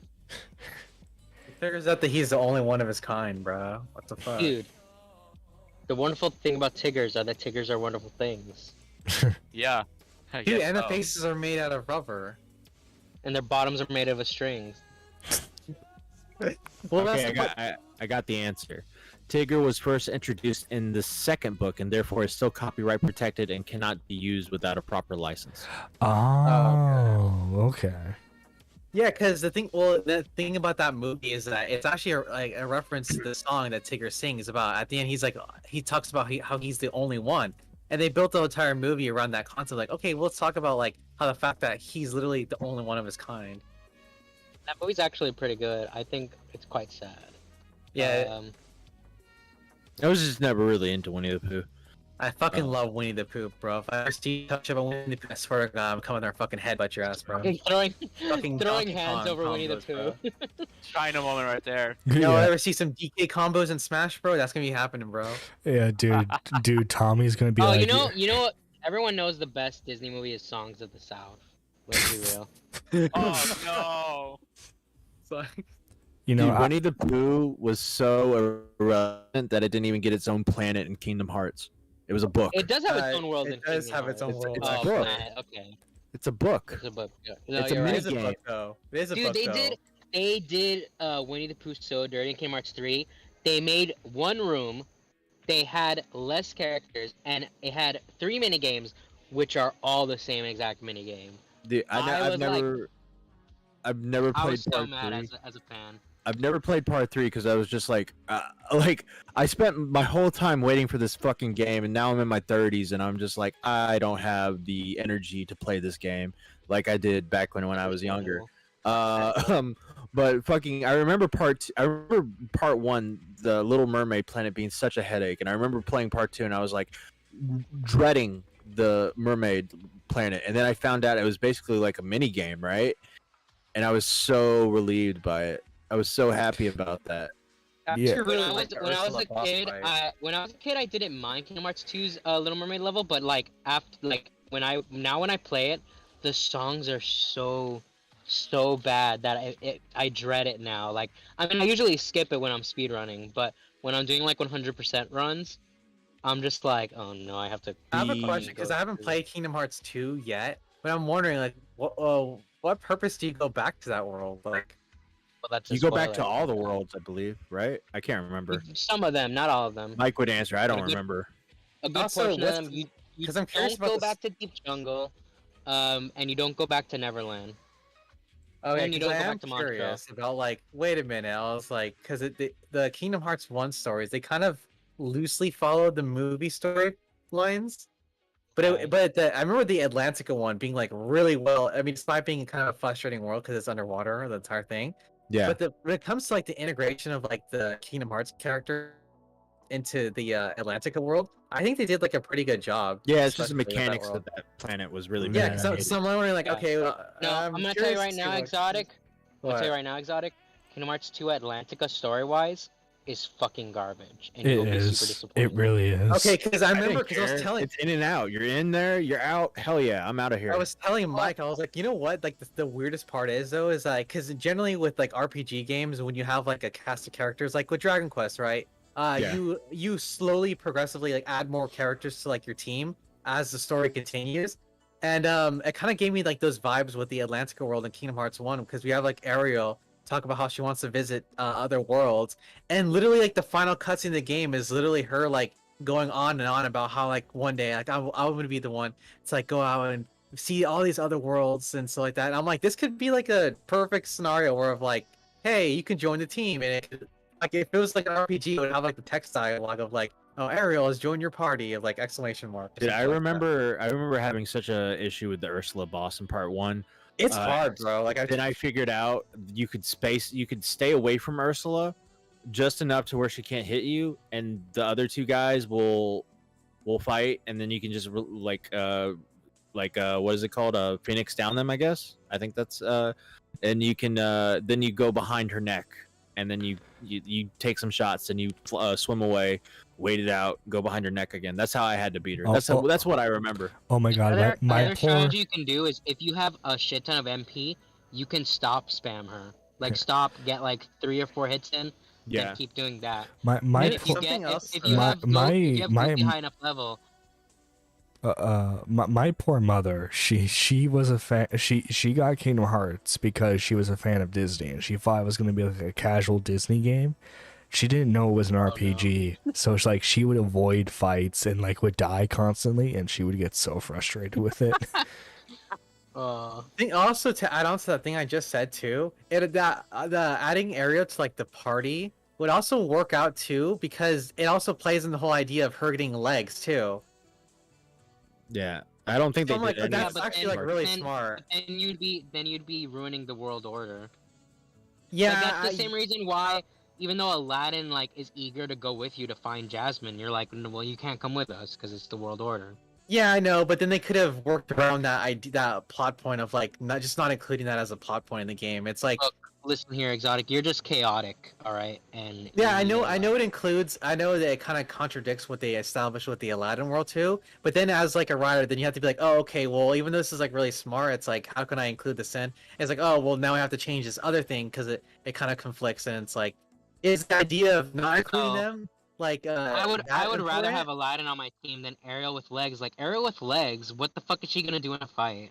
Well, her whole skill base is just her healing. Like everything is like you stun her, but like it heals or whatever. I don't know. I saw like the No, you're wrong. She uses thunder, she uses cure, and she can spin really fast. there was she can only something about spin the fast. there was something about like her thing having like a secondary effect on it. I'm pretty sure. No, she only has cure and thunder. If you think about it, Kingdom Hearts, like what a mind fuck. Hey, let's make a game with Disney characters and Final Fantasy characters, and let's mix them together and make up our Do own you little remember? rule. Hold on. Yeah. I have the I found on YouTube the original trailer I saw when I was a kid Oh, that made me want like I saw the trailer and I remember it so clearly. I saw the trailer, I ran to my mom's room and I'm like, I need this game. And I explained the game to her and she thought I was crazy because it's not like an insane game. well, do you know how the Alright, game was made, Matt? I probably did at one point, but I've forgotten. So Before you go though, her abilities are potion based. God. Sorry. I swear you're Tism. But no, Disney of Japan and Square Enix shared the same they were in the same building at one point. And Yeah. so the director for Kingdom Hearts managed to get one of the top executives for Disney of Japan in an elevator, and he literally pitched it to him within the span of like 5 minutes on for the elevator. Nice. That's pretty fucking cool. Dude, I remember playing that game and just being like, I've completely lost the plot, but I'm enjoying myself. Like, that game is, that story is a really hard one to keep up with. Yeah, and then you realize, wait, Yeah. this is essentially a story about the kid from Sixth Sense and the kid from Seventh Heaven having like a fight over a girl. Yeah. Bro, I still think Kingdom Hearts 1 story, like, is the strongest of the entire series on a standalone basis, because even if there was never another sequel, there's a cliffhanger at the end, but it kind of is just a good self-contained story. Yeah. And Kingdom Hearts 2 doesn't get too crazy either. It's really when all the side games start coming in where shit starts going. Yeah, like, I hated the side. haywire. Like, I hated the idea of like I gotta play all these side games to understand what the fuck's going on now. I'm not doing Yeah. that. Well, it's Bro, like, I got one on Game Boy, and it's like wait, there's a car. There's cards. I gotta use cards to fight. No, fuck that. Like I was. Actually, the card game, the Chain of Memories one, so Sora's story is kind of very whatever, but the real highlight of the game is Riku's story, because the Riku story does a shit ton for his character, even though the writing, like dialogue-wise, is kind of strange. Yeah. But character development-wise, it did a lot for Riku's character. I just couldn't like, get into it. The reason why, I don't know if I've told you before, Matt, but the reason why I've been streaming Kingdom Hearts is, there's like 3 reasons. The first reason was, I thought of the idea because it was the 20th anniversary this year of the series. Uh-huh. The second reason was because they announced Kingdom Hearts 4, and I was like, holy shit, I'm hype, I want to play these games again now. And the third reason is because I decided, so I've had a complicated relationship with Kingdom Hearts 3, where I was like, it's not that bad. But this year, pretty much, I played it again, and I really thought about it, and I'm like, this game is fucking awful, and I need to talk about it. So I'm basically streaming all these games, so I can have the gameplay footage. John's actually gonna, I'm actually paying John to edit the videos. I'm gonna be doing video essays on each of the games leading up to a video essay on KH3. So So KH3 is not worth playing? Is that what you're saying? It is worth. That's the problem, is that the DLC has amazing gameplay. Like, it honestly, some of the best boss design I've ever played in any game ever. The DLC for Kingdom Hearts 3. But the problem is the main story is, like, if you turn your brain off, I'm sure it's not that bad. But for someone like me, who grew up with the series and was very, like, invested in the story, it is trash. Like, I don't want to get into it because it would take actually a really long time to get into it. Yeah. But just trust when I say, like, when I release, like, everyone thinks I'm like a Kingdom Hearts stan. Trust me, when you hear my review of Kingdom Hearts 3, I don't think Square Enix is gonna like me. No. That's like me seeing the decline of Pokemon and crumbling. I think I'd be okay because I don't remember any of the story, and I'm not replaying part 1 and 2. I'm not going through that nightmare again. Unless like, there's if you're like a not- if you- remastered version. If you just want like a general fun game, then yeah, it's worth playing Kingdom Hearts 3. But if you actually really liked Kingdom Hearts 2's gameplay, which I love it, if you really liked Kingdom Hearts 2's gameplay and how tight it is, you will get annoyed by like Kingdom Hearts 3, especially on harder difficulties. Kingdom Hearts 3's gameplay will like actually annoy you. I don't play RPGs on hard difficulties. I play for the story, just to kind of get the story. you're not I'm a true gamer. But the story I'm will not be super. not a gamer at all. If you don't have the story of the other side games, the story is literally impossible to follow. Yeah. You have to play the side games, bro. Yeah. That I actually don't like that. Like with the MCU, I think it's more manageable because at the end of the day, like, yeah, it's a lot of movies to watch, but like, bro, each Kingdom Hearts game is like fucking 20 hours long, so it's like Even- not even comparable. I think it's like Even 40 Melody hours. of Memories? No, Melody of Memories you can finish in like 10 hours or something like that. That game's short. Is it only 20 hours? The original Kingdom Hearts games? Maybe I'm remembering it wrong. I felt like it felt Depends on the 40 hours. game.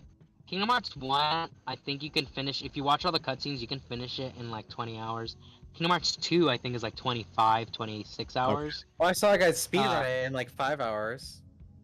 Well, if I speedrun it, skipping all the cutscenes, but Matt, obviously Matt No, a wants the PS2 version. story. What do Or you mean PS PS2 version? Or like was it PS2 or like what? It wasn't like it wasn't one where you could skip cutscenes. Oh no, classic Kingdom Hearts 1, you could not skip the cutscenes. That's Yeah, why he I was know. playing it. I saw a guy That's speedrun. why I He's know- playing cutscenes. That's why I know the fucking the Riku cutscene fight. So like I know it by memory because when I was a kid, that fight against Riku was like impossible. Yeah, the one. Yeah, I know. I think I know exactly what fight you're talking It's about. the one where he's like, the princess's heart sleeps within you, and he's like, who are you? And he's like, it is I, Ansem, the Seeker of Darkness. And then he goes up to her and he's like, now I release you now, princess. Open your heart, lead me to everlasting darkness. And then Sora's like, there's no way you're taking Kairi's heart. I remember that shit by heart because I could not, like, bro, I remember getting so mad as a kid because I couldn't beat this fucking asshole. Oh man. Yeah, that was. I remember like there was a fight in the whale that I couldn't beat him. It took me a Oh, the while. Parasite Cage? Yeah. What didn't you fight Riku in the whale as well, or am I remembering it wrong? He fights with you the first time you fight Parasite Cage. Yeah. Then when you fight him a second time, Riku runs away, but you fight Parasite Cage again. Oh, okay. But yeah, then I must be thinking of like the final battle at the end and with Riku, or the last fight with Riku. That was, I remember fighting him and not being able to beat him, and it took forever.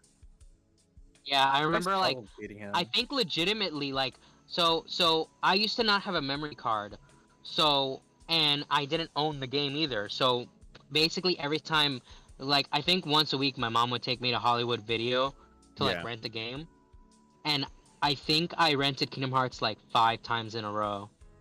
Wait, And would after you that, just, my mom. like, would you just pause the game and just leave it paused? Yeah, I was stuck fighting him until it was like, my bedtime, and I was forced to go to bed, and I just left the PlayStation on because I'm like, I need to beat this guy. Oh my Wait, god. but how did you save the game if you didn't have a memory card? I didn't. I would leave the PlayStation on. So you just left the PlayStation on for like 20 hours while playing this game? Yeah, Oh, and I still, and that was the fat PS2, and I Yeah. still have it, and it still works to this day. oh my god. God. Dude, the PlayStation 2 startup noise, it made sure that your parents knew that you were late night gaming. No, the PS1 was like the like. It was so loud. The PS1 startup sound. Yeah. I remember my PS1 got broke because a disc got stuck inside of the where you put the disc. Oh, for Um, me, the fucking control, like where the controller prongs and the system broke off, so it wouldn't like. Oh god. Yeah. You know what's funny is the game that got stuck in my PS1 was 101 Dalmatians. Funny enough, Nice. Oh, it wasn't even a good that game game. was fun. I remember it being fun. You got Yeah. to like bark at Jasper and Horace. Yeah, my PlayStation didn't last long at all, and then I got an N64, and I had that for a while, and then I got to the PS2.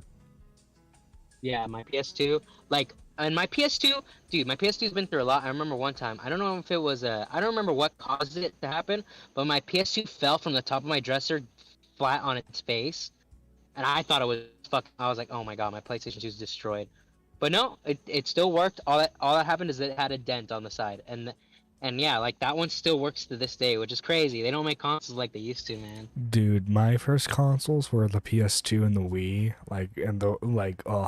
So many good memories. Yeah, man. But no, Dear Kingdom Hearts God, 1. Holy shit. Yeah, for real. My first console was the PS1, but before we had a PS1, me and my older sister, we would, whenever we visited my abuela's house, we would play on my uncle's like 64 and Super Nintendo. I remember playing. I don't know if you guys have ever played it. I remember playing Clay Fighters all the time on the Super Nintendo. My first one was the Nintendo. Damn. When I was like a kid, I got the Game Boy Advance SP, and I got Pokemon. I got 2 games actually. I got Pokemon Fire Red and Pokemon Emerald, and I was just like, all right, this seems pretty cool. This is my introduction to like this entire series too. Outside of remember- like just seeing it. I remember my first handheld system was the original Game Boy, and I had a little attachment so that way you could put a light on the Game Boy. And I remember think playing the fuck out of my this first Pokemon game was Pokemon Red.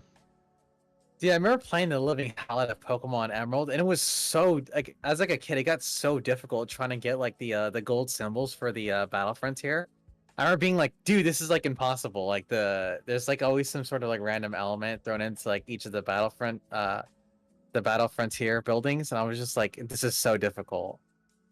But I thought it was fun just picking the factory where it's like it just gives you like random free Pokemon that you can like select for, or it gives you like 6 that you can. But you have to pick 3, and your opponent has like random 3 Pokemon, and then the Frontier Brain he also just has like random 3 Pokemon. So it's like everything is just random Pokemon that you just happen to use that you have to be good at.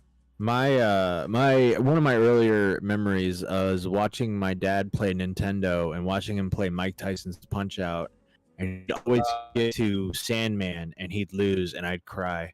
I'd cry every time he lost. So I remember that. He never got. I don't past remember this. I don't remember this, but my dad told me that when I was really little, I would watch my sister play Spyro. Yeah. But I thought it was like a show, so whenever my sister would stop playing it, I would cry because I'm like, oh no, I want to see Spyro. Yeah. Oh And my Spyro god. was actually the first game I ever played. I think I was like 4 years old when I played Spyro. Spyro the Dragon, the first one. My uncle had an N64 and he had a Sega Genesis. So I was able to play all 3 of the Sonic games and it was awesome. And then he hooked up his N64 for me and I was able to play Star Fox and that was so awesome. Dude, they never really topped Star Fox after 64, honestly. They did. Like yeah, that they was did they not. peaked at 64, and then everything else afterwards was just like not as good as Star Fox 64.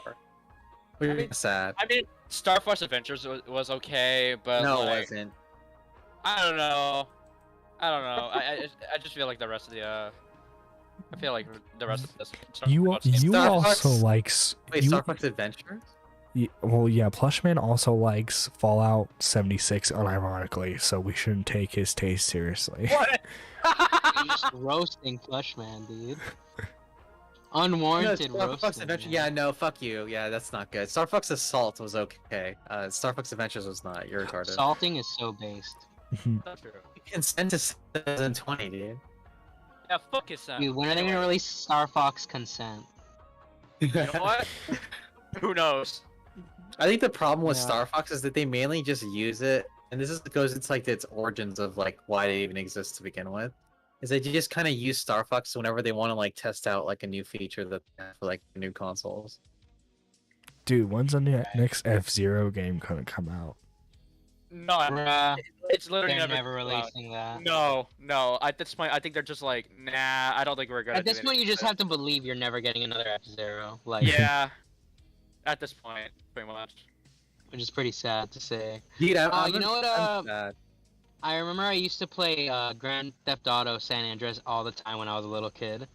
But I think the craziest thing that ever happened to me when I was playing that game, I don't even know what the fuck. I just remember it being a weird glitch where like this old lady literally just spawned, died, dropped a shit ton of money, and then I had like 4 stars on my ass. It was the most insane thing I ever like experienced in the game. I was like, what the fuck just happened? That's crazy. Ah man, Yeah, I love those old Grand Theft Auto games are so good. Like Vice City, I remember playing a lot as a kid. I'm actually not excited about the new Pokemon games coming out. I have a very bad feeling that they're gonna be fucking ass. Yeah, that's but it what, has like- Lechonk. Yeah, Oh my it's god. Chunk, bro. The worst part about that though is like we have like it was only like 1 month into Legends Arceus's release, and already we have like an announcement like the next game's coming out like by the end of this year, and it's like September or November or some shit like that. And I was just like, what the fuck? Like they're already releasing like a new game that's gonna come out like another like big Pokemon like region, and I was like, what the fuck? That's pretty wild. Like that screams of like rush development to me. Well, but isn't the main development team of Game Freak different than the people who made Arceus? No, it's just they made Arceus. The people who made Pokemon Brilliant Diamond and Shining Pearl were a different team. Uh, So Oh, Game Freak well. made Arceus, and they're also making this new one too. So I'm like, oh Look. shit. Look, listen, all right. Lechonk is the only reason I need to be excited. Okay, I'm naming Lechonk Ethan. Do I Look, like listen. an actual rage pig, bro? Dude, bro, name him Ethan. I don't remember who told me. I think it was John, but it's like, isn't that cruel to Lechonk? I'm like, no, I'm gonna give Lechonk something that Ethan Ralph could never have: happiness. Dude, I like how on Super Gun 60. There it is, dude. Fuck I was you! gonna say in Super Gun they have that as a sound clip too. Yeah. Fuck you. Dude, his Fuck voice is so you. funny. Dude, like in the clip, He just sounds like every Southerner ever, dude. like in the Digibro Whoa. clip, it's literally just do I look 5'1", you bitch? And he's like, you're 5'1". It's like he just says it's him again. I mean, am I wrong, Dirty John? Well, Am I wrong? Sherry claims that she saw, like, not like up close, but she saw Ethan in real life, and she said that he was only slightly shorter than her, and Sherry's like 5'8". So He's not. now I'm 5'1". not sure. He's not He's 5'1". He's 5'1". He's 5'1". bitch. Do I look 5'1" to You you, got that as a bitch? clip too? Yeah. Let's Dude, go, it's so dude. good. Do I look 5'1"? I Do you love have when any he other gets funny that speed. things? He's just sitting on the floor, and he just has his fucking middle fingers up, as if that like means anything at that point. I got this one. Tell her you want to stick your dick down her throat right here in this fucking bathroom. I got fucking half a gram of cocaine on me.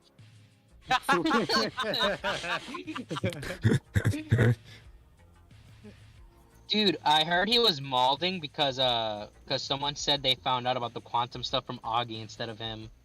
Oh my What? god. Okay, Yeah, can I like- forgot like- the quantum stuff from. Yeah, I'm There was like there the was, third guy who Augie covered started off it. his video about quantum TV today, like with a clip of Ethan like, "Oh yeah, you heard it from Augie. That's how you know about it. Even though I was halfway through streaming about it. Fuck you, faggot." What's like, uh? it's just alright, so what's- fast. so did Quantum win? Is that what Uh, happened? As of right now, yeah. he is the So winner. he won, and now he is false flagging a lot of Actman's videos that aren't even related to him. And now Actman has a warning. You know how you get a warning before you get a strike? Yeah. Yeah. Yeah. So what exactly did he win? If He won not having his channel terminated because what Actman was doing was, look, he's ban evading, he's falsely DMCAing the content about him. Basically he was trying to convince YouTube that he's an active threat to the platform. And Yeah.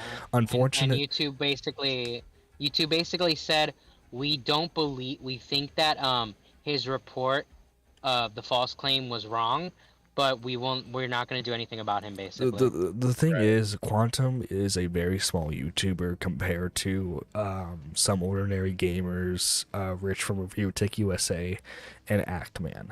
If Quantum was bigger, like let's say around 500K, and like there was some minor news coverage of it, like Washington Post, let's say, then YouTube would take action. But because he's so small and it's only being covered by YouTubers, then they're more willing to take that risk. so he's gotten basically the full go to go around copyright. What is he privacy complaining? Copyright claiming? What is he doing? Yeah, it is. Well, he's been doing both, privacy complaints and copyright complaints. That's what he did to me, and then well, unfortunately, on his own blog site, he got doxxed. Okay. Yeah, so he got doxxed, and he's mad about that, and he's saying that Actman was responsible for that, even though he isn't, and Okay. yeah. Well, it's like, all right. So when you say he won, it's like YouTube decided that they're gonna keep his channel around, therefore he won. Yeah, because Actman's goal was to take it down. Okay, so there was no court case or anything. He just won the fact that he just won his appeal? Yeah. He basically was vindicated because now he gets to say, see, YouTube didn't do anything about it, which means I was justified in false flagging the channels that I did. Okay, and so Ackman made a video on this situation, and Quantum struck it down, right? Well, he Um, got a community strike for nudity. Yeah. Because I guess there was a cucumber joke about Quantum in it. Okay. Well, so the original video that Quantum had taken down, while Quantum was in it, he wasn't technically the main subject in it. It was just like Yeah. bad Elden Ring takes in general. But again, Right. he's very egotistical. He hates it when people criticize him, especially on like TV stuff. Yeah. Yeah, so it's just like that. Like, keep in mind this all like snowballed from the fact that like a then 4K YouTuber made a video on him. This is what this all stems from. Yeah. Yeah. It was just I don't know what it was. It was just kind of hard to get into that story when it happened, because I guess there was some other stuff going on or something, and I just couldn't really get into it. And then now you're telling me like, oh, now he's been vindicated, or I don't know, maybe we'll talk about it or something. I don't know. Is he striking down anyone who talks about it now? Let's see. He struck down Actman. Not that I know of, but like he. It has been shown that he's potentially false flagging a lot of Actman's content to maybe try to get his channel get taken down, or at least like he can't upload for a week. But let's see, he's threatened like Mischief, he's threatened me, threatened Review Tech USA. I believe he's Wait, even he threatened you, John? yeah. And What the fuck? yeah, keep in mind, and especially like when I was covering it, I was like 300 subs. Yeah. Yeah. I'm probably gonna make one more video on the situation, and that's involving like this whole like you know what YouTube said to Actman, and then I'm probably just gonna drop it from there because At this point, he's just a lost cause. yeah. I wonder if I should bother doing a parody on him or if he'll strike my parody down. Yeah, it's like if we do a stream on this guy, is he gonna fucking strike us down? Yeah, that's And now we know that YouTube won't fucking do anything about it. Yeah. Like, that's actually super fucked up. yeah, because like this dude actively searches for his name, and I know he was watching Augie's stream because he commented on what Keemstar said during the stream. Right. Wait a minute. I have the perfect parody for him. Yeah, You're he's so Quantum vain. TV's a fucking you know what. I mean, you Okay, can what I still can't do- say. I could do a parody of "You're So Vain," Yeah. because the chorus goes, "You're so vain, you probably think this song is about you." Yeah. I'm just making it about Quantum, but I never mention him by name. I won't even mention him by name in the title. Oh, I do Bro, know. if you look at Quantum's head, bro, he looks like a fucking bald head ass, motherfucking freeze looking ass. Quantum's a fucking Fucking bald head ass, yeah, Maltese he's a looking ass. motherfucker. I do How know does he say that? that Quantum has threatened to sue both Actman and his mother. Oh wow. Yeah, Oh, yeah, they, I don't know if you know this, Matt. Quantum called his mom or Pac-Man's something? mother. Yeah, I heard about that. That's fucking insane. Which to also, tell in on his him. video where he felt vindicated, he also said that also means he was vindicated in calling Ackman's mom. All because of Elden Ring, man. What the fuck? Dude's just a Really? hit. Yeah. Really all started because of that. It's fucking crazy how this snowballed into something way bigger than it was. That no one cares about, really, by the way. You know, people are avoiding this, not kind of. Wasn't there like evidence of him like saying like horrible things on Twitter and stuff? Like Oh years yeah. So like Oh yeah, he's a freak.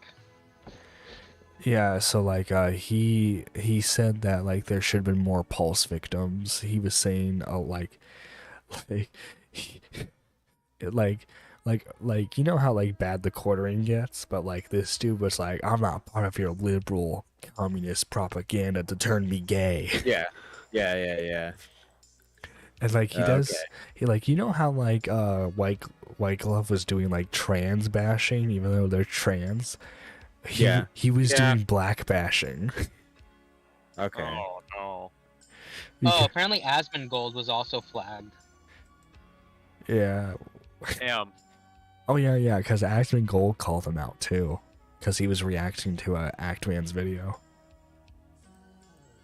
Damn, what the That's, fuck, dude? bit much. How is he getting away with this, dude? And like this has not been positive for him because like he's been stagnant ever since this started. Meanwhile, Mischief, the guy who he went after, who was like around 4K subs, is now over 100,000 subs. Are you serious? Yeah. Yes, his entire channel blew the fuck up over this drama. Oh, What's that's his YouTube channel? it's just Mischief, and this is because Actman shouted him out. Right. So now he's at 164,000 subs. What the fuck? That's just. Yeah, I don't know. Unfortunately, and like he even shouted me out too, which was not Actman, but Mischief shouted me out, so that was nice. But Oh, it's Mischief actually. no, Mischief. He even says it himself. It's Mischief. Oh, okay, because his name is spelled like Miss Chief. That's why. But yeah. Yeah, he has 164K, dude. Yeah, this dude was actually he was a huge fan of Tipster, and actually Tipster initially covered this story. But Hey, Exotic. You know that's how you spell mischief, right? Oh, I'm sorry. No, I did not. No one. Exotic likes to be really technical, but like stuff falls over his It's head. fine. I had to Google it just to make sure. I was like, okay, I'm about to get this owned, but I gotta double check real quick. Yeah, John already kind of caught that. I do like to like it's actually Miss Chief. Something like that. Or like it's T play 01 or Plushman 1, by the way, not to be confused with Plushman 2. Right. I literally said that to you earlier today at 2 Plushman. Yeah. But yeah, like I was like, let's see, Mischief did his first video, and then Tipster did the live stream, and then I did my first video on it, and like it just exploded from there. See, this is why Tipster needs to come back to the commentary community. He is the rock of this community. He was the only guy within this community that was covering this stuff, like that was like in that community. I don't know, man. Like, I know that we weren't doing it. We weren't covering it. It wasn't on our radar. So Right. Who is he? yeah. I don't know. I always like to have Tipster Tipster always start covers shit. this. Tipster Tipster- usually covers this type of shit too. Yeah, Tipster would get into shit, and then he'd start shit. Then he'd be a part of the shit. Like he'd accidentally insert himself into the drama by covering it. It was always great. I think he was a good part of the community. I didn't realize how entertaining that could be. Didn't Tipster? Because I remember usually when I hear about like interesting weird stories, it's usually because of Tipster. Like Tipster has covered. I think he covered that one girl who was making fun of like the girl who had cancer, or she was like, "Oh, you have cancer." Like, Yeah. I heard about the Gorilla Glue girl from He covered God. that too. Yeah, That shit was insane. that he was covered crazy. that shit, dude. Right. Bro, let me Yeah. put Gorilla Glue in my hair, dude. Fuck. I don't know. I don't get what the big deal was. I use Gorilla Glue every day. Yeah, and then like it Yeah, weirdly, you fucking consume it every day, dude. and then it weirdly That's how I keep became my like inside strong. it became a thing about race for some reason. Yeah. It's just what. It's just so stupid. I think internet degradation has like fucking degraded everyone to be very fucking stupid for some goddamn reason. No, Yeah. you don't understand. Tipster bad. He talks to I'm girls. sorry. I'm sorry. Tips are bad. I'm sorry, guys. You know what? Yeah, maybe I shouldn't have talked to girls when I have a wife. Bro, tips are bad. Stick with only popular opinion. Don't think. Think same. It's so true. Mike the bike bad. Mike simp. Mike bad. So fuck you. You. Fuck you too. Well, fuck you too, bitch. Well, if you. I would die with honor. God, I hate. I hate. They the told saying- me, Ralph, here's the gun. Dude, my tweet with the picture of Ethan Ralph is like one of the best tweets I ever made.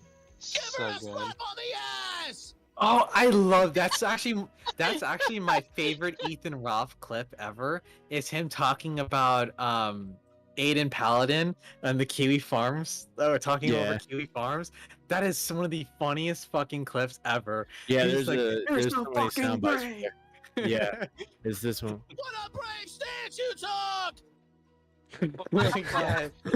He's What's like, going on with his voice there? he's just like he completely like spurgs out over Aiden Paladin saying that Kiwi Farms needs to stay is like a brave like quote unquote controversial take whatever. He's like, oh, you're so fucking brave, Aiden. So what Your he's lights the way. what he's doing is there's a famous comedian from the 80s named Sam Kinison who did that bit where they screamed as they talk and they do this ow ow ow thing, and he basically took that whole shtick and he's doing it himself, and that's where he kind of got that from. I know Sam Kinison. Yeah. Look, you think it's I don't bad watch when much of his stuff though. you think it's bad when Tommy C steals from Howard Stern. Well, you haven't seen anything yet, buddy.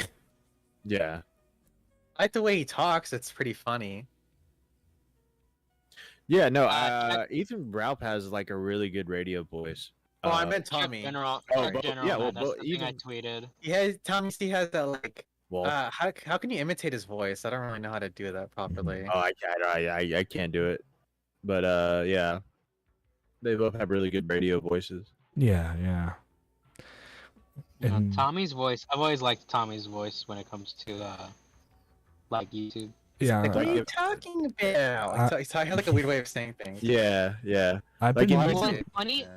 It's funny seeing clips from him in 2016 because his voice was like higher back then. I think it was the microphone quality. I don't know what. I don't know if it was microphone or what it was, but yeah, his voice was definitely different.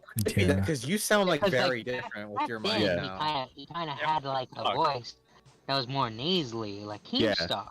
Yeah. And now he kind of has like a voice that's like he's like really low now. Yeah, Tommy C. I'm trying to develop a radio voice because I want I want people to be able to like tolerate my voice so that way they can watch. Right. Yeah, but I don't like Unbearable. my own. I don't like my own speaking voice, but I've heard from other people that they like my speaking voice. So I don't know. I'm fine with whatever I have. My own self-assessment is that I just stick to having good opinions on movies and don't focus too much on the voice because my voice kind of sucks pee-pee. A little bit. I think the best voice is Medicare's because even through like a headset mic, it His still voice sounds is good. great. Yeah. yeah, His voice is great. that's why he needs to get like an actual I- like radio microphone. What I love is It'll like, lose it'll lose its touch. It's always been about the heads. Like that's just how he's always been. Like Tommy calls it lo-fi. Oh Like that's yeah. how that's always been his thing. It's funny. It's funny too because people sound different in videos a lot of times too. When you talk to them like over like VC or something, like Turkey Tom is like a really good example of that. Like he Yeah. talks so differently over VC than he does like in his videos. Right. He talks in VC, he always sounds like he's tired, and he's in bed just like sleeping. And he's like, Oh, well, I mean, like- the well, he same also has thing different goes- ways he talks in the Tom Dark channel versus his own channel. Like his own channel, he's just kind of talks straightforward, but in the Tom Dark channel, he always sounds like super sarcastic. Yeah. Yeah, well, Yeah, I mean it's always like it's more of a performance when you're doing the YouTube videos. When you're in a voice chat, you get to kind of relax, I guess. So I don't know. yeah, like he sounds tired. Nick's a good What I like example. about Medicare's voice is like you know how they say you can hear someone smile through their voice is like Yeah. I can really hear that with Medicare when he's like shit talking someone. Like when I watched his video on Matt Jarbo, and he's being like, now what could this guy have done wrong? There's no way Matt would do anything wrong. You can like hear that he has like a fucking sly ass smile when he's saying that shit, and it adds to like the performance to me. It makes it so much more funny. You can hear that. The voice is pretty nice, and I enjoy the content as well too from the monthly roundups that we get. Those Yeah. are always fun. Yuki's coping right now because she's going to bed, but it's like 4:30 p.m. for her. I kind of wish. I honestly wish the Ethan Ralph stuff would die down so I could hear Medicare talk about something else. Because he was supposed to Yeah. talk about Dylan Thomas or some. Was it Dylan Thomas or something? The Chris Chan guy. He was gonna do a second stream, but he wasn't feeling well. Yeah, I wanted to hear more about that stuff.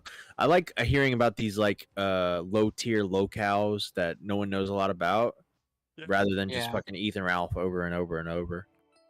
I like rewatching his Ross videos. My favorite. Yeah, which one was the Ross video? Was that the? Ro- That's the bathtub one where he's like, oh, he Yeah. won't shower, and he was like screeching about how he's gonna kill people. Yeah, fucking yeah. losing his mind. My favorite series from Medicare was when he covered the channel Awesome Dudes. Those videos are great. I love when he's talking about Linkara. That shit's fucking hilarious. The Lightbringer. A light bringer. Oh my goodness, dude.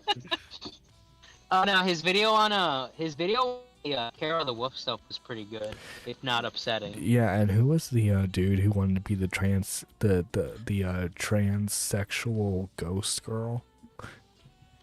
Oh, he was like Uh, a shooter. He was a yeah, shooter. I yeah. don't remember his name though. Oh, was obsessed with the Randy Stair. Danny Phantom. I think Was it so. Randy Stair or something like that? Yeah, Yeah, that- Randy Stare or something like that. That was a really good video too.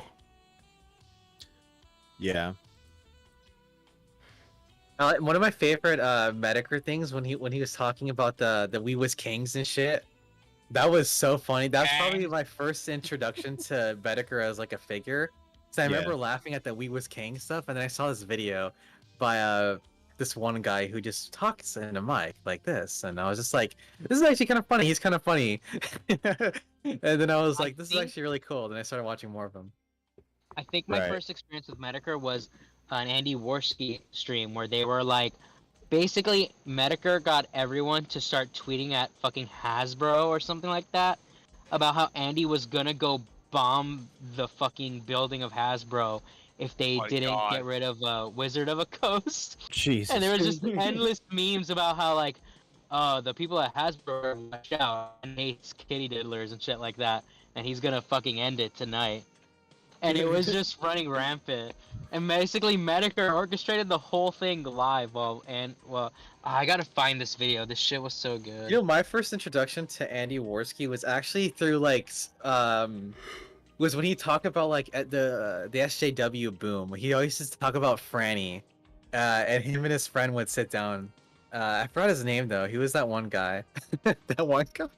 I'm sorry, I do that a lot. He was that one guy though, and I remember seeing his videos like pretty consistently. I don't know what happened to him after the fact though. Well, I guess I do now, but I remember there's a Found time it. period where I was like, oh shit. There in general, I put it. Yeah, they started calling Andy Race Worski. We was kings and shit.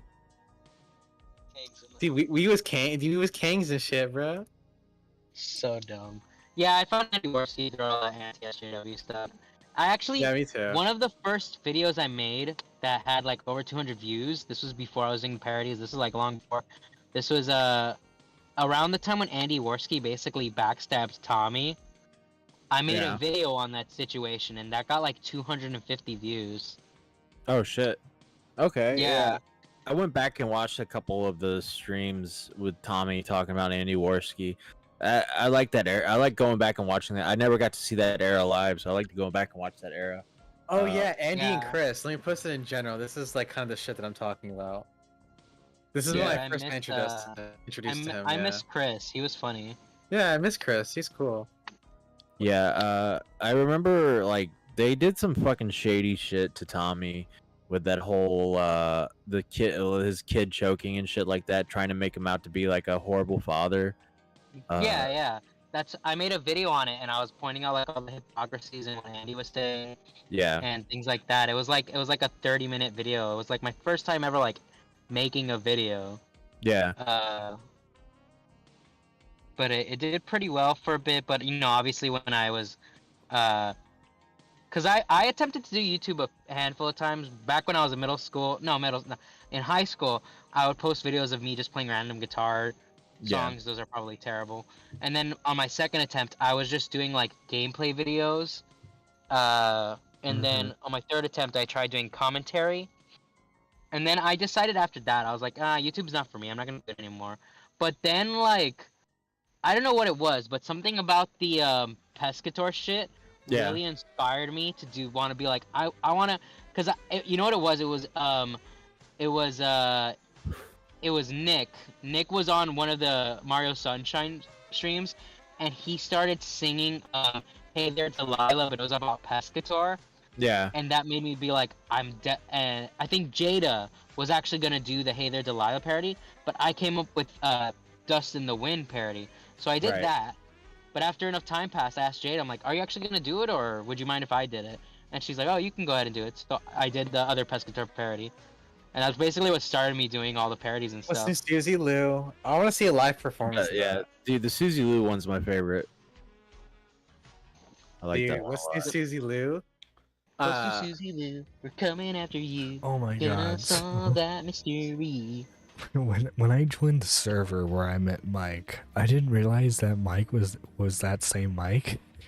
So that was funny. Yes, the canceled Mike the Bike is the same guy. And yeah, I was punished Mike the Bike at the time. Punished bicycle. Oh my god, I remember like my first time hearing about your allegations was Jessica crap talking you. Nice. Yeah, that's how I know that she was crap talking me. It's because you were like, "Hey, I wanted to clarify some things about you because I heard this on a tipster stream," and I was like, "Sure, I'm open to talk." It was the Pizzle, Jessica Pizzle, Pesca Jizzle. Oh my god, no. Yes. Can I play the Jessica Pizzle soundbite, Nerdy John? Yes. Play it. Go right ahead. Which one? I'm not done. Shut up, Yeah, with that let's bitch. That dirty brown bitch. Shut the fuck up. Anyway. Yo, let's go, dude. I want to get some Jessica Pizzle clips, bro. What the fuck?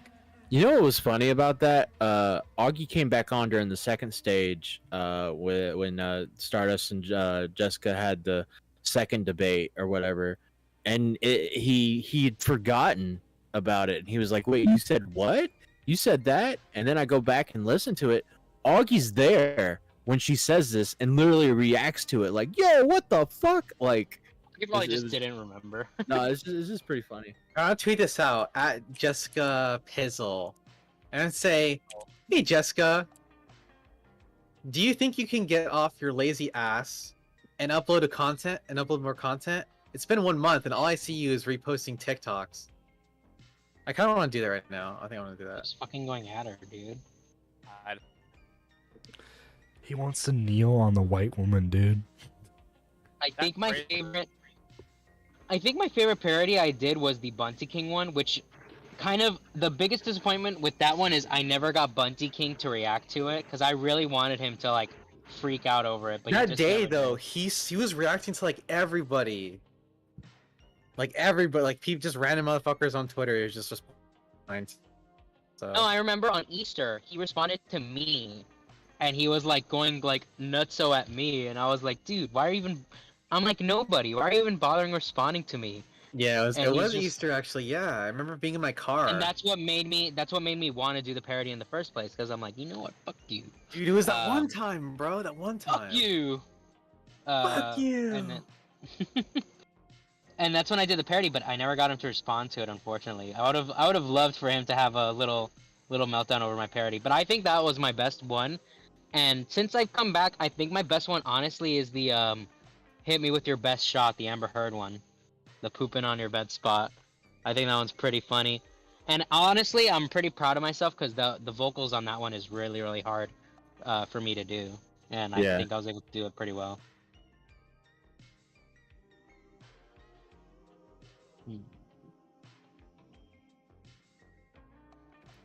But yeah. Well, yeah. So, well, guys, I don't know about you folks, but I'm kind of tired. Yeah. What the fuck? I mean, Understandable. in total, we were streaming for about like 3, maybe 4 hours because of the last stream. Like, dude, this was awesome. John, you can't end your stream because I have 2 more hours of work and I need you guys to me up. So, unfortunately, So true. you're not What? allowed to end. Dude, like, I'm sorry. I No. I need sleep. I'm kidding. Understandable. Yeah. All right. Sleep. The past tense of sleep is sloop. I don't think that's true, actually. Well, I mean, Mike, the Clipped Live server is alive and well, and there's a lot of people in the voice chat. So. Oh That could yeah, be- I'm sure you won't get like cancer from that. Yeah. I'm sure it'll be Let me- playing video games. Let me glimpse at who's there.